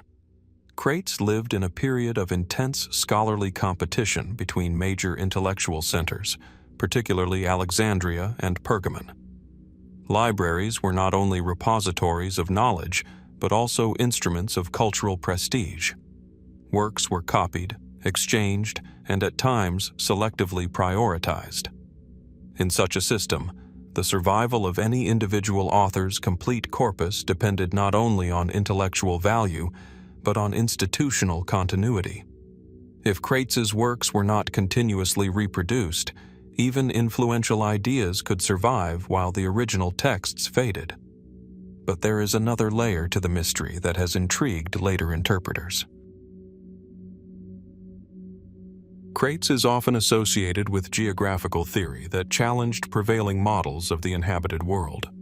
His conception of Earth's structure, including the idea of distinct terrestrial zones, suggested a level of abstraction that was advanced for his time. Some later scholars viewed his work as intellectually transitional, bridging older descriptive geography and emerging mathematical models of spatial representation. In such cases, intellectual ideas are sometimes absorbed into later systems without direct attribution to their originator. This process is not necessarily deliberate. It can occur through gradual reinterpretation, where original authorship becomes less visible as ideas are refined, expanded, and integrated into broader frameworks. If this occurred with Crates, then his disappearance is not physical, but intellectual, a dissolution of authorship into collective knowledge. Yet even this explanation leaves certain questions unresolved. Why is Crates of Mallus so sparsely documented compared to other Hellenistic thinkers of similar intellectual importance? Why do references to his work survive more clearly than the works themselves? And why does his name appear primarily in connection with secondary discussion rather than primary preservation? Some later traditions, particularly in Roman scholarly commentary, suggest that the transmission of Hellenistic geographical texts was uneven, with certain authors preserved more fully due to institutional copying preferences in Roman libraries. Others were preserved only through quotation. In this view, Crates's survival depends not on the endurance of his manuscripts, but on the selectivity of later intellectual systems. There are also speculative interpretations, found in modern scholarly discussion rather than ancient sources, that consider the possibility of lost scholarly schools whose archives did not survive broader historical transitions. If Crates belonged to a teaching tradition whose texts were primarily circulated within a limited academic network, then the loss of that network would result in disproportionate disappearance of its written output. However, there is no direct evidence confirming such a scenario for Crates specifically. What remains is an intellectual silhouette, a thinker known for shaping geographical imagination, credited with constructing one of the earliest conceptual globes, referenced by later scholars but absent in surviving original form. In modern reconstruction of ancient scientific thought, Crates of Mallus appears as a point of origin without a preserved center. His ideas are visible in the evolution of geography, but his direct voice is missing. Walking through reconstructed models of ancient scholarly environments today, whether in museums or academic visualizations, it is possible to see representations of the kind of globe attributed to him. But these are reconstructions based on interpretation, not surviving artifacts tied directly to his hand. The original object, like the texts that may have accompanied it, has not survived in identifiable form. And so Crates occupies a curious position in the history of knowledge. Not absent, not fully present, but dispersed across references, reconstructions, and intellectual echoes. Was his disappearance the result of ordinary transmission loss, where fragile materials and limited copying practices gradually erased his works? Or does it reflect something more structural about how ancient intellectual history was curated, preserved, and reshaped by later generations? And perhaps more importantly, when ideas survive without their original authors' voices, does history preserve the thinker, or only the trajectory of thought that continues without them? From the fading intellectual silhouette of Crates of Mallus, where even influential ideas survive more clearly than the individual who first shaped them, The narrative now shifts once again into the turbulent world of late Republican Rome, where political ambition, imperial transition, and personal loyalty often collided in ways that left behind more questions than records. In the marble corridors of Augustan Rome, where political memory was being actively reshaped into imperial narrative, inscriptions and statues attempted to impose order on a past that had been anything but stable. Public squares displayed carefully curated honors.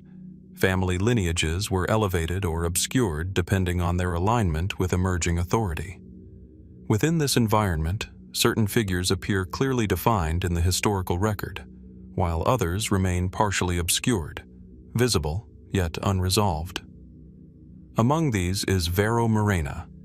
A member of the Roman elite, Licinius Varro Murena belonged to a world where political advancement was inseparable from shifting alliances and imperial favor. He lived during the transformative period surrounding the rise of Augustus, a time when the Roman Republic was transitioning, unevenly and often violently, into imperial structure. Murena is most commonly associated with the political tensions of the early Principate, particularly those surrounding accusations of conspiracy against Augustus in the years following the consolidation of power after the civil wars. Ancient sources describe him as part of a broader network of individuals implicated in what later historians characterize as attempted resistance or dissent against the emerging imperial order. But when one moves from general historical outline to specific detail, Murena's story becomes unexpectedly unclear. The primary accounts suggest that he was accused of involvement in a conspiracy, linked, according to different interpretations, to figures opposing Augustus's growing authority. Some versions associate him with familial or political connections that placed him within circles of elite discontent. Others describe him more ambiguously, as part of a broader atmosphere of suspicion rather than a clearly defined plot. What is consistent across these accounts is not the clarity of his actions, but the rapid transition from accusation to disappearance from the historical foreground. Following his implication in alleged conspiratorial activity, Murena is said to have been executed or removed from political life. However, the exact circumstances of his fate are not uniformly preserved in surviving sources. Some narratives imply a formal judicial process. Others suggest a more immediate resolution shaped by political urgency. In certain accounts, his downfall appears almost procedural. In others, it is abrupt, lacking detailed procedural description. This inconsistency has drawn attention from historians attempting to reconstruct the mechanics of early imperial justice. In the Augustan system, political trials were often embedded within a broader framework of consolidation. Legal proceedings could be formal, but they were also deeply influenced by the political environment in which they occurred. Accusations of conspiracy, especially in the aftermath of prolonged civil conflict, carried implications that extended beyond individual guilt or innocence. Was Murena's fate the result of a fully documented judicial process, or was it shaped by a system in which political necessity and legal procedure were still being defined in relation to one another? The historical record does not fully resolve this question. One of the most discussed aspects of Murena's case is the limited detail surrounding his final moments. Unlike some high-profile Roman trials, which are preserved through extensive rhetorical accounts or later historical dramatization, Murena's story survives in comparatively compressed form.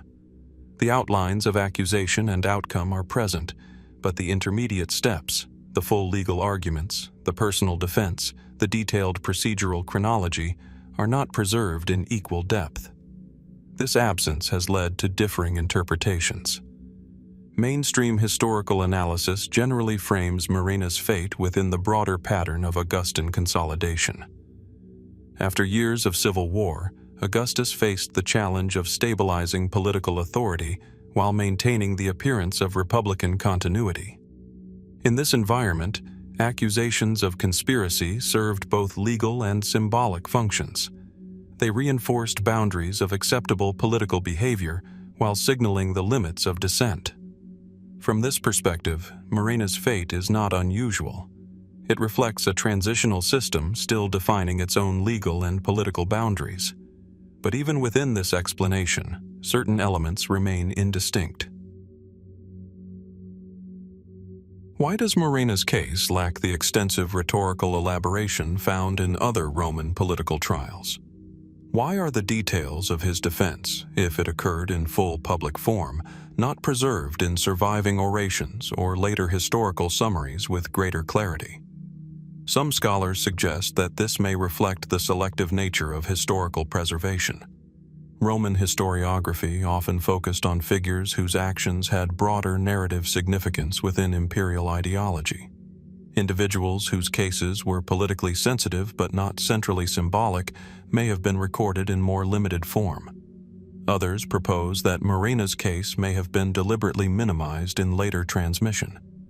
As Augustus's regime solidified, historical narratives were increasingly shaped to emphasize stability and legitimacy. Episodes that reflected internal dissent or unresolved political tension could be preserved in abbreviated or carefully framed versions. Beyond these interpretations, there are also more speculative readings, found in later historical commentary rather than primary ancient sources, that consider the possibility that Murena's fate may have been part of a broader pattern of elite consolidation, where formal accusations intersected with informal political pressure. In such readings, the boundary between legal process and political resolution becomes less distinct. However, no definitive evidence confirms or denies this interpretation. What remains is a structural ambiguity, a political figure implicated in conspiracy, associated with a transitional moment in Roman governance, whose recorded fate is clear in outcome but less defined in process. This ambiguity extends into the broader question of how early imperial Rome managed dissent. The transition from republic to principate was not instantaneous.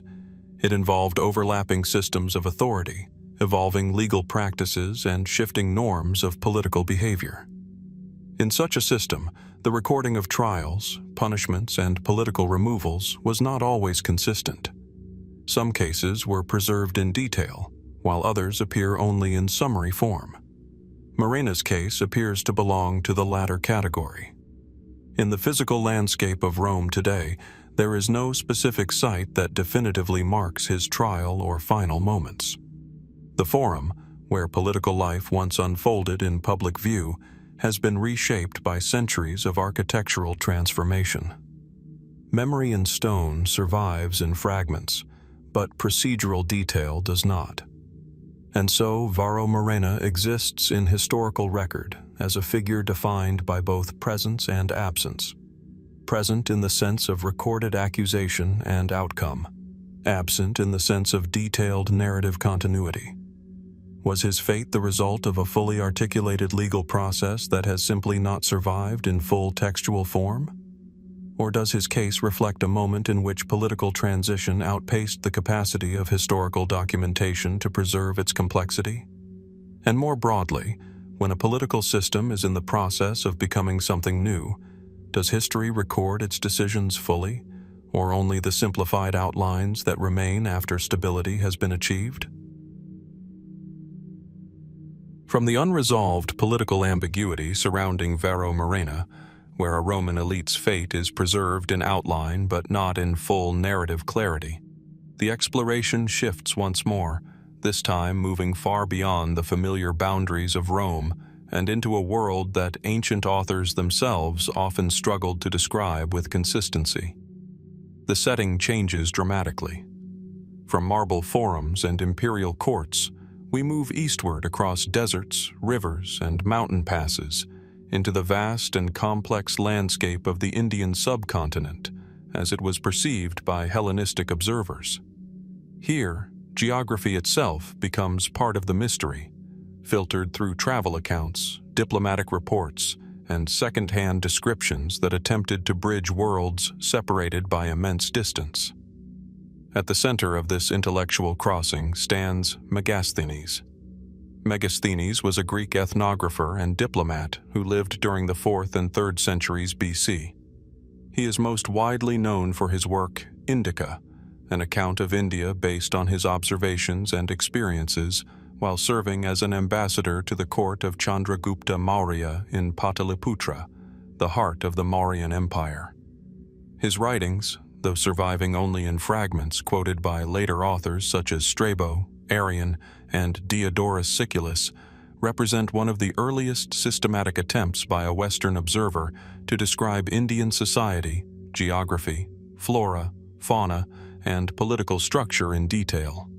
And yet, while Megasthenes's Indica survives in partial form through quotation and reference, something equally striking emerges when his intellectual legacy is examined closely: the near total absence of reliable information about his later life.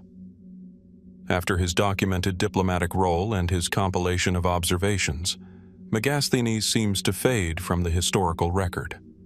There is no definitive account of where he lived in his final years, no preserved description of his death, no continuous biographical narrative tracing his movements after his return, or possible return, from the Mauryan court. This absence is not immediately unusual in the context of ancient historiography. Many figures of the Hellenistic period appear vividly in one phase of life and then vanish from surviving documentation. But in Megasthenes' case, the gap feels particularly noticeable because of the intellectual significance of his surviving work. His descriptions of India were not casual observations. They were structured, systematic, and detailed enough to influence later Greek and Roman understandings of the East. He wrote about caste-like social divisions, administrative systems, geography, and cultural practices with a level of specificity that suggests prolonged engagement and careful recording. And yet, the person behind these observations becomes increasingly indistinct after the completion of his known diplomatic mission. Mainstream historical interpretation offers a straightforward explanation. Megasthenes likely returned to the Hellenistic world after his embassy, possibly to regions under Seleucid influence, and either lived a private scholarly life or died without significant public role thereafter. In this view, the absence of detailed records reflects the ordinary limits of ancient biographical preservation. Only individuals whose later lives intersected with major political or literary events were consistently documented. From this perspective, Megasthenes' disappearance from historical narrative is not exceptional. It is structural. But even within this explanation, subtle questions remain. Why does a figure whose work was widely cited by later historians not appear more clearly in intermediary biographical traditions? Why is there no consistent ancient account describing his death, even in summary form? And why do references to his work often appear without corresponding biographical anchoring? These gaps have led scholars to consider alternative possibilities, not as assertions of fact, but as interpretive frameworks for understanding the nature of ancient intellectual transmission.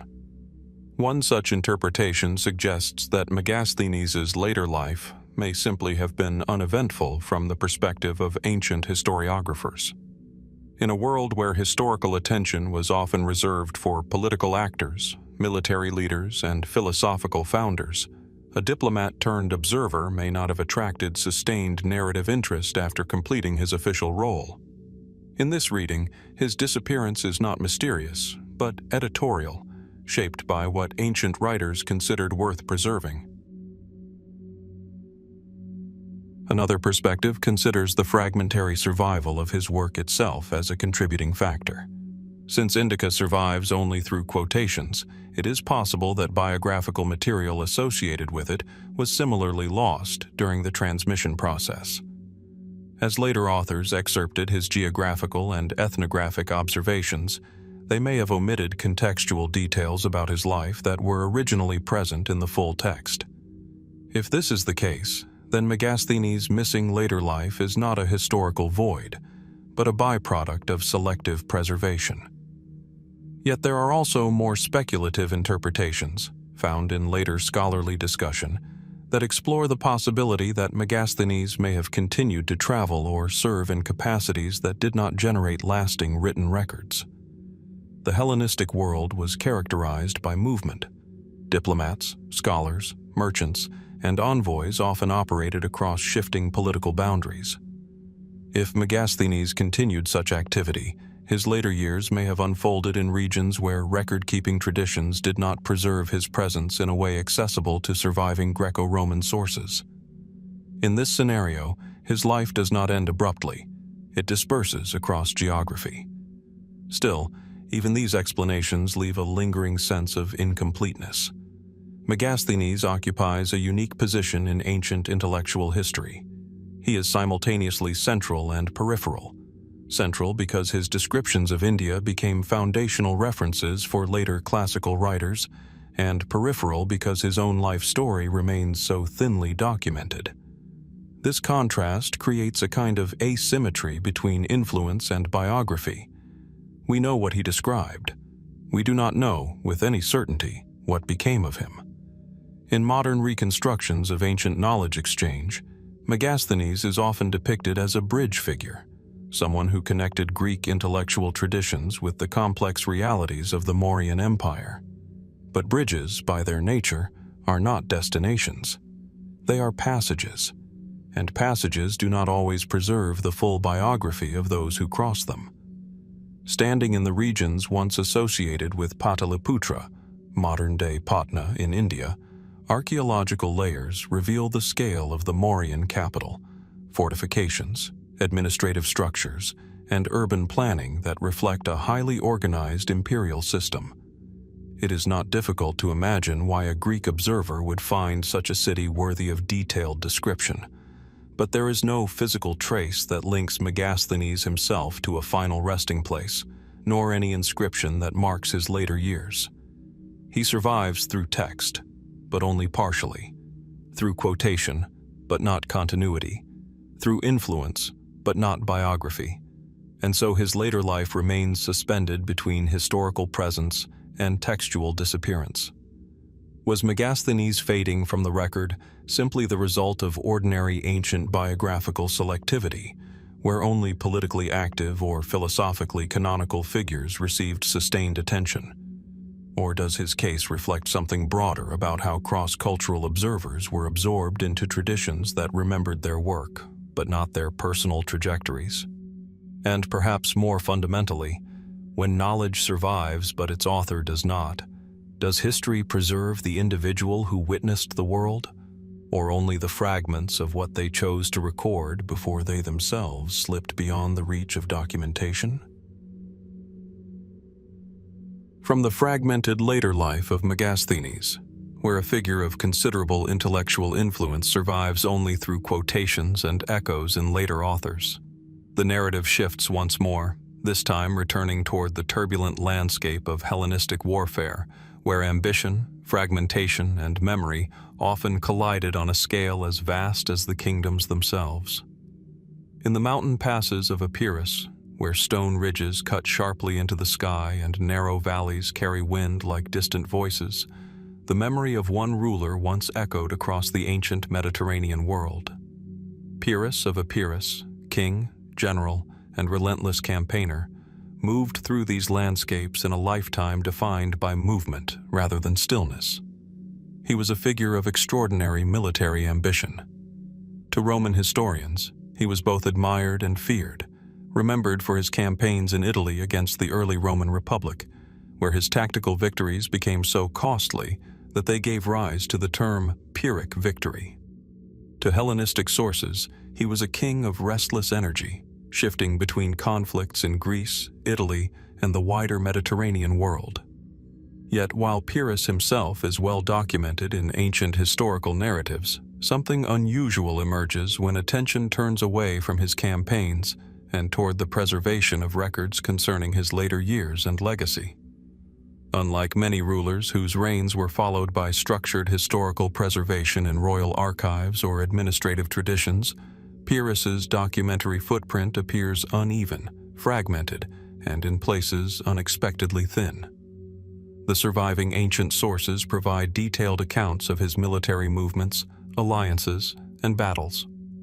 But when historians attempt to reconstruct a continuous administrative or personal record, correspondence, decrees, internal court documentation, the material becomes significantly less coherent. This absence has led to a subtle but persistent question in historical analysis. What happened to the more intimate or administrative records of Pyrrhus's rule? Mainstream explanation begins with the realities of Hellenistic state structures. The kingdom of Epirus, while influential under Pyrrhus, did not maintain the same scale of centralized archival preservation seen in larger Hellenistic kingdoms, such as Egypt under the Ptolemies or the Seleucid Empire. Administrative records were likely kept in royal courts and military centers, but their survival depended heavily on political continuity, institutional stability, and later copying traditions. Pyrrhus's life was marked by constant warfare and political movement. He campaigned in Italy, returned to Greece, intervened in Macedonian politics, and ultimately died during a campaign in the Peloponnese. In such conditions, the preservation of structured archives would have been extremely vulnerable to disruption. From this perspective, the disappearance of detailed records is not unusual. It reflects the instability of the political environment rather than any singular historical anomaly. But even within this explanation, certain aspects remain intriguing. Pyrrhus was not an obscure regional figure. He was widely discussed by Roman historians, Greek biographers, and later classical writers. His campaigns were significant enough to be preserved in considerable narrative detail. Yet the administrative and documentary layer behind those narratives is largely absent. This creates a separation between narrative history and documentary history. We can reconstruct what Pyrrhus did, but not what was recorded internally about how he ruled, governed, or corresponded in his own administrative voice. Some scholars suggest that this gap may reflect the nature of Epirus itself as a political entity. Unlike bureaucratically intensive kingdoms, Epirus may have relied more heavily on oral administration, military command structures, and localized record-keeping. If so, the survival of written documentation would have been inherently limited, especially after periods of military defeat or political transition. Pyrrhus's death in Argos in 272 BC further complicates the preservation question. Ancient accounts describe his death occurring during urban conflict, where shifting allegiances and chaotic street fighting led to his downfall. In such a scenario, any accompanying administrative materials, if they were present with his campaign forces, would have been highly vulnerable to destruction, dispersal, or loss.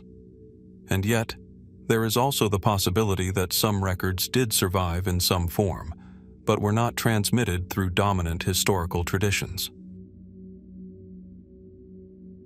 Later, Hellenistic and Roman authors often prioritized narrative accounts of rulers over archival documentation. Military exploits, philosophical reflections, and political anecdotes were preserved more readily than internal administrative records. If Pyrrhus's documentary legacy existed primarily in court archives, it may simply not have been considered essential material for later copying traditions. This raises a broader question about historical selection. What determines whether a ruler's internal record survives, while their public actions remain preserved in detail? Beyond these mainstream interpretations, some later scholarly discussions have explored more speculative possibilities. One such idea considers the possibility that Pyrrhus's shifting political alliances and constant movement across regions may have resulted in the dispersal of his administrative records across multiple successor states. If documents were carried during campaigns, left in captured cities, or absorbed into other administrative systems after territorial changes, they may have been effectively scattered beyond reconstruction. In this view, the disappearance is not a single event, but a process of fragmentation across geography and time. Another interpretive layer suggests that later historical traditions may have selectively preserved narratives that emphasized Pyrrhus's military identity while neglecting administrative or domestic aspects of his rule. This would be consistent with broader tendencies in ancient historiography, where rulers were often remembered through the lens of warfare and political impact rather than internal governance structures. If this is the case, then what appears as missing records may actually be a case of narrowed preservation focus. And yet, even with these explanations, Pyrrhus remains an unusually vivid figure in comparison to the documentary silence surrounding his internal administration. He is present in history, but unevenly so. Fully visible in battle narratives, partially visible in political context, and largely absent in the documentary infrastructure that would explain how his kingdom functioned day to day. In modern archaeological studies of Epirus, material remains of settlements, fortifications, and urban centers provide insight into the broader cultural environment of his reign. But no centralized archive of Pyrrhus's administrative output has been recovered. No confirmed royal dossier. No continuous collection of correspondence tied directly to his governance. What survives is interpretation layered upon narrative. And so Pyrrhus of Epirus occupies a distinctive position in historical memory. A king whose actions are well known, but whose internal documentary world is largely absent. Was this disappearance the result of political instability and the fragile nature of Hellenistic record-keeping? Or does it reflect the broader tendency of ancient historiography to prioritize events over administration, outcomes over process, spectacle over structure? And perhaps more fundamentally, when a ruler's legacy survives through stories of war and movement, but not through the documents that shaped their decisions, does history preserve the reality of their reign, or only the moments that proved most narratively powerful to those who came after them? From the scattered documentary traces of Pyrrhus of Epirus, where even a king's legacy can survive unevenly, preserved in battle narratives but fragmented in administrative silence, the exploration now moves back toward Rome into a different kind of disappearance. Not the disappearance of records, not the fading of a ruler's administrative memory, but the quiet, incomplete fading of a life that existed between public storytelling and private intellectual legacy. In the 1st century AD, Roman society was deeply shaped by rhetoric. Public speech was not only a political tool, but a cultural foundation. In lecture halls, courts, and private study rooms, orators trained voices, arguments, and memory itself as instruments of influence.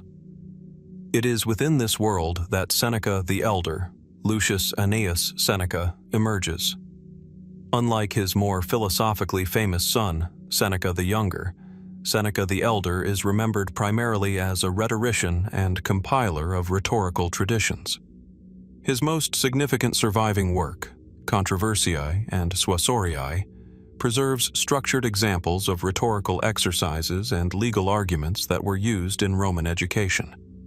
But when attention turns away from his written legacy and toward the end of his life, the historical record becomes unexpectedly thin. Seneca the Elder is generally believed to have died in the early 1st century AD, likely during the reign of Emperor Tiberius, or shortly thereafter. He lived through a period of significant political transformation, witnessing the consolidation of imperial authority and the gradual fading of republican institutions. And yet, despite his intellectual prominence and his proximity to major political shifts, the precise details of his death are not preserved with clarity. Ancient sources provide only limited information. We know he lived to an advanced age. We know he retired from active public life. We know he spent time compiling rhetorical works that would later become essential references for Roman education. But the circumstances surrounding his final days remain indistinct. There is no detailed account of illness, no preserved narrative of final public appearance, no structured description of his death comparable to the carefully recorded ends of some of his contemporaries. Instead, what survives is silence between fragments. Mainstream historical interpretation tends to treat this absence as a natural consequence of biographical selectivity. Seneca the Elder, while respected, was not a political figure of the highest imperial rank. His work belonged to the intellectual and educational sphere rather than the central machinery of governance. As a result, ancient historians may not have considered the details of his death essential for preservation. In this view, his passing was likely unremarkable from a political standpoint, an elderly rhetorician dying of natural causes without major public disruption or ceremonial recording. But even this explanation raises subtle questions. Seneca the Elder was not an obscure figure. He was deeply embedded in Roman intellectual life and closely connected to elite families. His sons became influential figures in their own right. His rhetorical compilations were widely studied and preserved. So why does the historical record preserve his intellectual work more clearly than the circumstances of his death? And why does even basic biographical detail appear uneven in surviving sources? Some scholars suggest that the answer lies in the nature of Roman historiography itself. Ancient writers often prioritized political and military events over intellectual biographies, unless those biographies intersected directly with imperial power. Even prominent educators and writers could be reduced in historical memory to their works alone, with personal details left unrecorded unless they were considered narratively significant. From this perspective, Seneca the Elder's death was not hidden. It was simply not emphasized. However, there are additional interpretive layers that have been explored in later scholarship. One line of inquiry considers the possibility that Seneca the Elder's later life may have been overshadowed by the increasing prominence of his son, Seneca the Younger, whose political and philosophical career became more central to imperial historical narratives. In such cases, elder family members often recede into the background of surviving records, their lives absorbed into broader familial reference points. Another perspective focuses on the fragility of biographical transmission in the early imperial period. Much of what is known about Roman intellectuals comes through later compilations, anthologies, and educational texts rather than continuous biographical documentation. If Seneca the Elder's death was not recorded in a widely circulated contemporary biography, later transmission may simply have lacked sufficient material to preserve it in detail. Beyond these explanations, some speculative interpretations have considered whether Seneca the Elder's intellectual position, focused on rhetorical critique and legal argumentation, may have placed him in a category of figures whose work was valued more than their personal narratives. In such a system, the preservation of method outweighed the preservation of biography. If so, then his disappearance from detailed historical memory reflects not absence, but prioritization. Yet even with these interpretations, a sense of incompleteness remains. Because Seneca the Elder occupies a paradoxical position in Roman intellectual history. He is present in the structure of education, embedded in rhetorical tradition, and widely cited through his surviving compilations, yet absent in the most basic human detail of all, how his life ended. There is no preserved voice describing his final thoughts, no contemporary account of his last moments, no narrative bridge between his intellectual output and his death. In modern reconstructions of Roman intellectual life, Seneca the Elder appears through fragments of text preserved in manuscripts copied and recopied over centuries. His presence is textual rather than biographical. He exists in excerpts, not in narrative continuity. And so the gap surrounding his death becomes more noticeable precisely because so much else about him survives. It is not total disappearance. It is selective silence. A figure known through preserved words, but not through preserved ending. Was this silence the result of ordinary biographical neglect, where intellectual figures without political consequence were not consistently documented at the end of life? Or does it reflect a broader pattern in ancient historiography, where the closure of a life mattered less than the transmission of its work. And perhaps more fundamentally, when a thinker survives through their writings, but their final human details are lost, does history preserve the person, or only the intellectual echo that remained useful enough to be carried forward? From the incomplete biographical silence surrounding Seneca the Elder, where even a well-documented intellectual figure can fade at the moment of death into uncertainty, the narrative now returns once more to the center of Roman historical gravity. Not to a forgotten rhetorician, not to a fragmented intellectual legacy, but to one of the most documented names in human history, and yet, paradoxically, one whose earliest written traces remain surprisingly elusive. In the Roman Forum, beneath the layered ruins of imperial and republican memory, stone inscriptions and architectural remains preserve the later life of Gaius Julius Caesar with striking clarity. His name is carved into calendars, decrees, triumphal records, and posthumous honors. His image is reconstructed across countless later works, from classical sculpture to Renaissance interpretation. And yet, when historians attempt to move backward, beyond the familiar narratives of conquest, reform, and civil war, into the earliest phase of his intellectual and political formation, something unexpected emerges: a relative scarcity of surviving early records.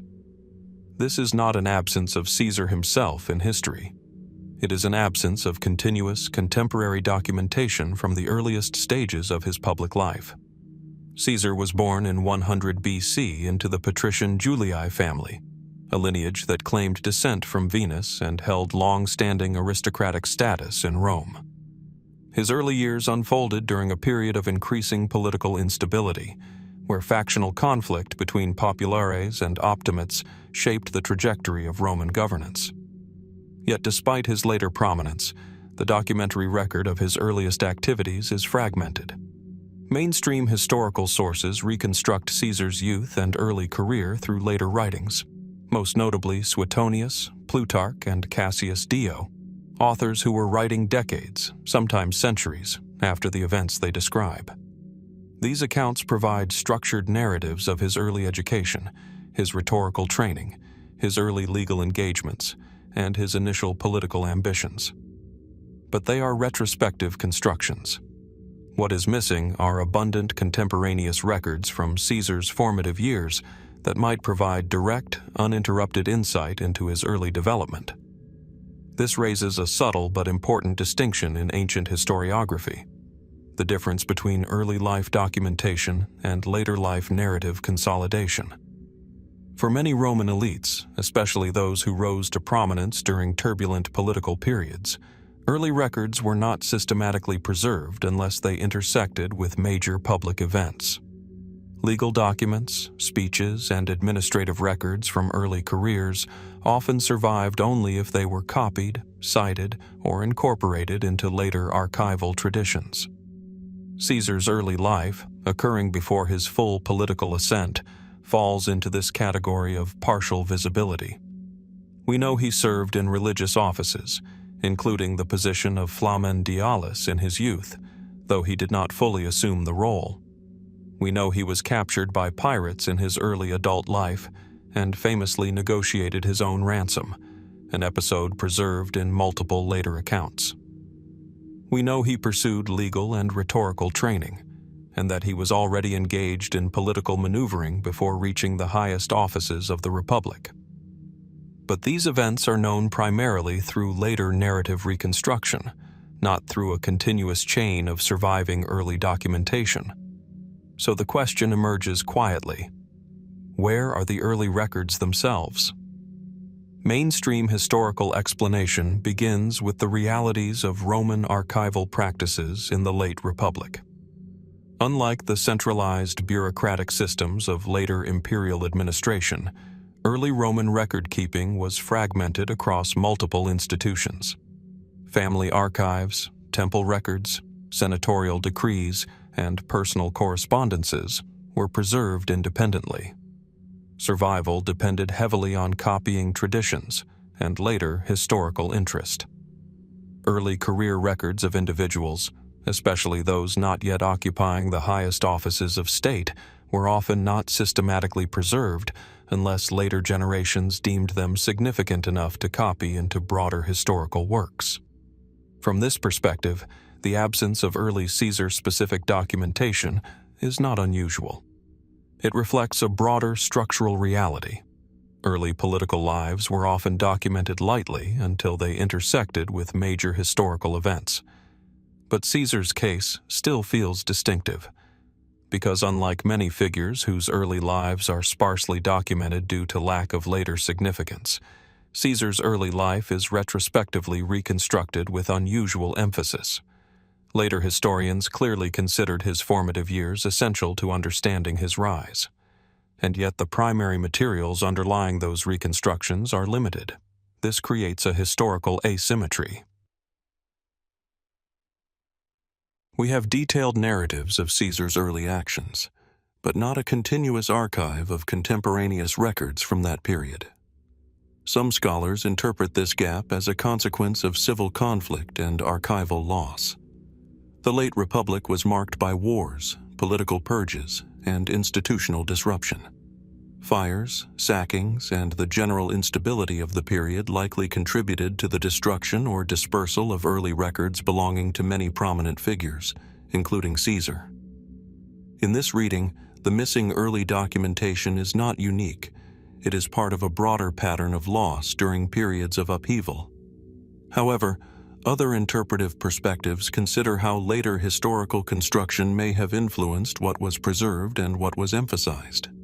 By the time Caesar became a dominant political figure, his life had already become subject to ideological interpretation. After his assassination in 44 BC and the subsequent rise of Augustus, Caesar's legacy was reframed within a new imperial narrative. His early life, like other aspects of his biography, was filtered through later political contexts. This raises the possibility that early records were not only lost but also selectively incorporated into later narrative structures that prioritized coherence over archival continuity. In such a process, fragments of early documentation may have been absorbed into biographical accounts, losing their original independent form. There are also more speculative scholarly discussions, carefully framed and not universally accepted, that consider whether Caesar's early life may have been deliberately streamlined in later historiography to emphasize certain thematic elements: ambition, destiny, and transformation. In such readings, the absence of early primary records allows for a more unified narrative arc, even if it sacrifices documentary density. However, there is no concrete evidence of deliberate suppression of early Caesar records. The gap is better understood as a combination of archival fragility and historiographical selection. Still, the result remains the same: an early life reconstructed more through narrative synthesis than through continuous documentary survival. In modern archaeological and textual studies, fragments of inscriptions, coins, and administrative records provide indirect context for Caesar's early environment, but not his personal trajectory in detail. The material record speaks to the world around him, not directly to his earliest steps within it. And so Caesar's early years exist in a curious state of historical duality. They are among the most discussed early lives in ancient history, and yet they are not preserved in the form that modern historians might ideally expect: continuous, contemporaneous documentation tracing development in real time.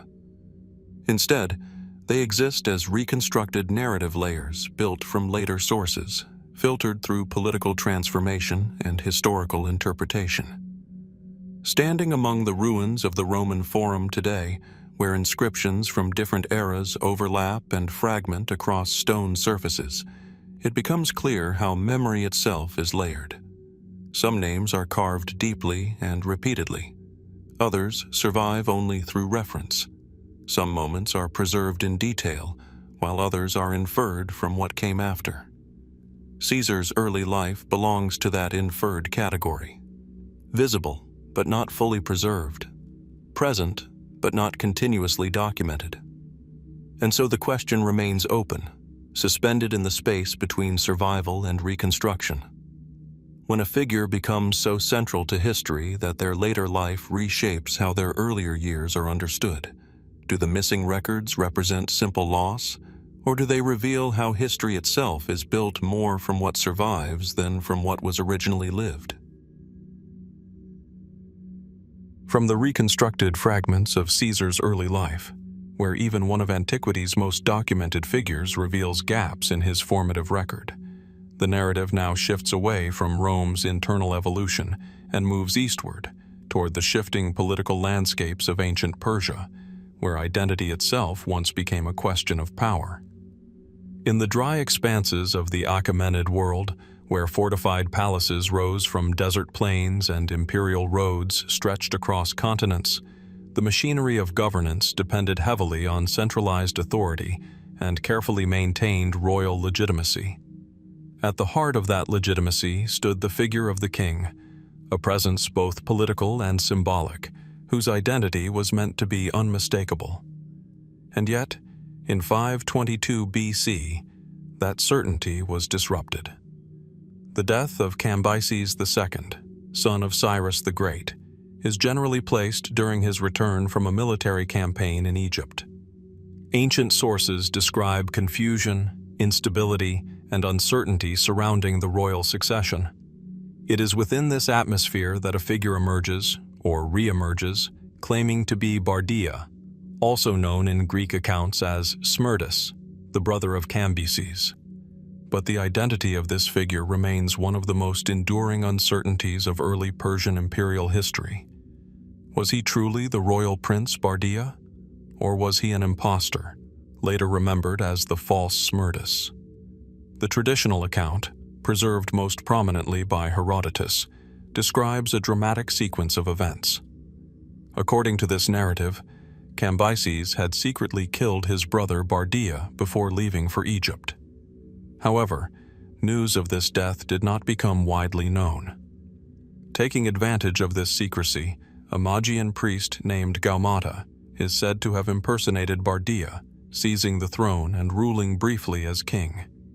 This figure, referred to in Greek sources as Smerdis or Pseudo-Smerdis, ruled for a short period before being exposed and killed in a coup led by a group of Persian nobles, including Darius I, who would go on to claim the throne and reshape the empire. This is the version most commonly transmitted through classical historiography. But even within ancient accounts, subtle inconsistencies appear. Herodotus, writing from a Greek perspective, provides a detailed narrative of deception, recognition, and political restoration. Yet Persian sources from the same period are sparse, and later inscriptions, most notably the Behistun inscription commissioned by Darius, present a version of events that strongly legitimizes Darius's own rise to power, while labeling the previous ruler as an impostor. This creates a structural tension in the historical record. On one hand, we have a detailed narrative of impersonation. On the other, we have royal inscriptions that define legitimacy through political victory.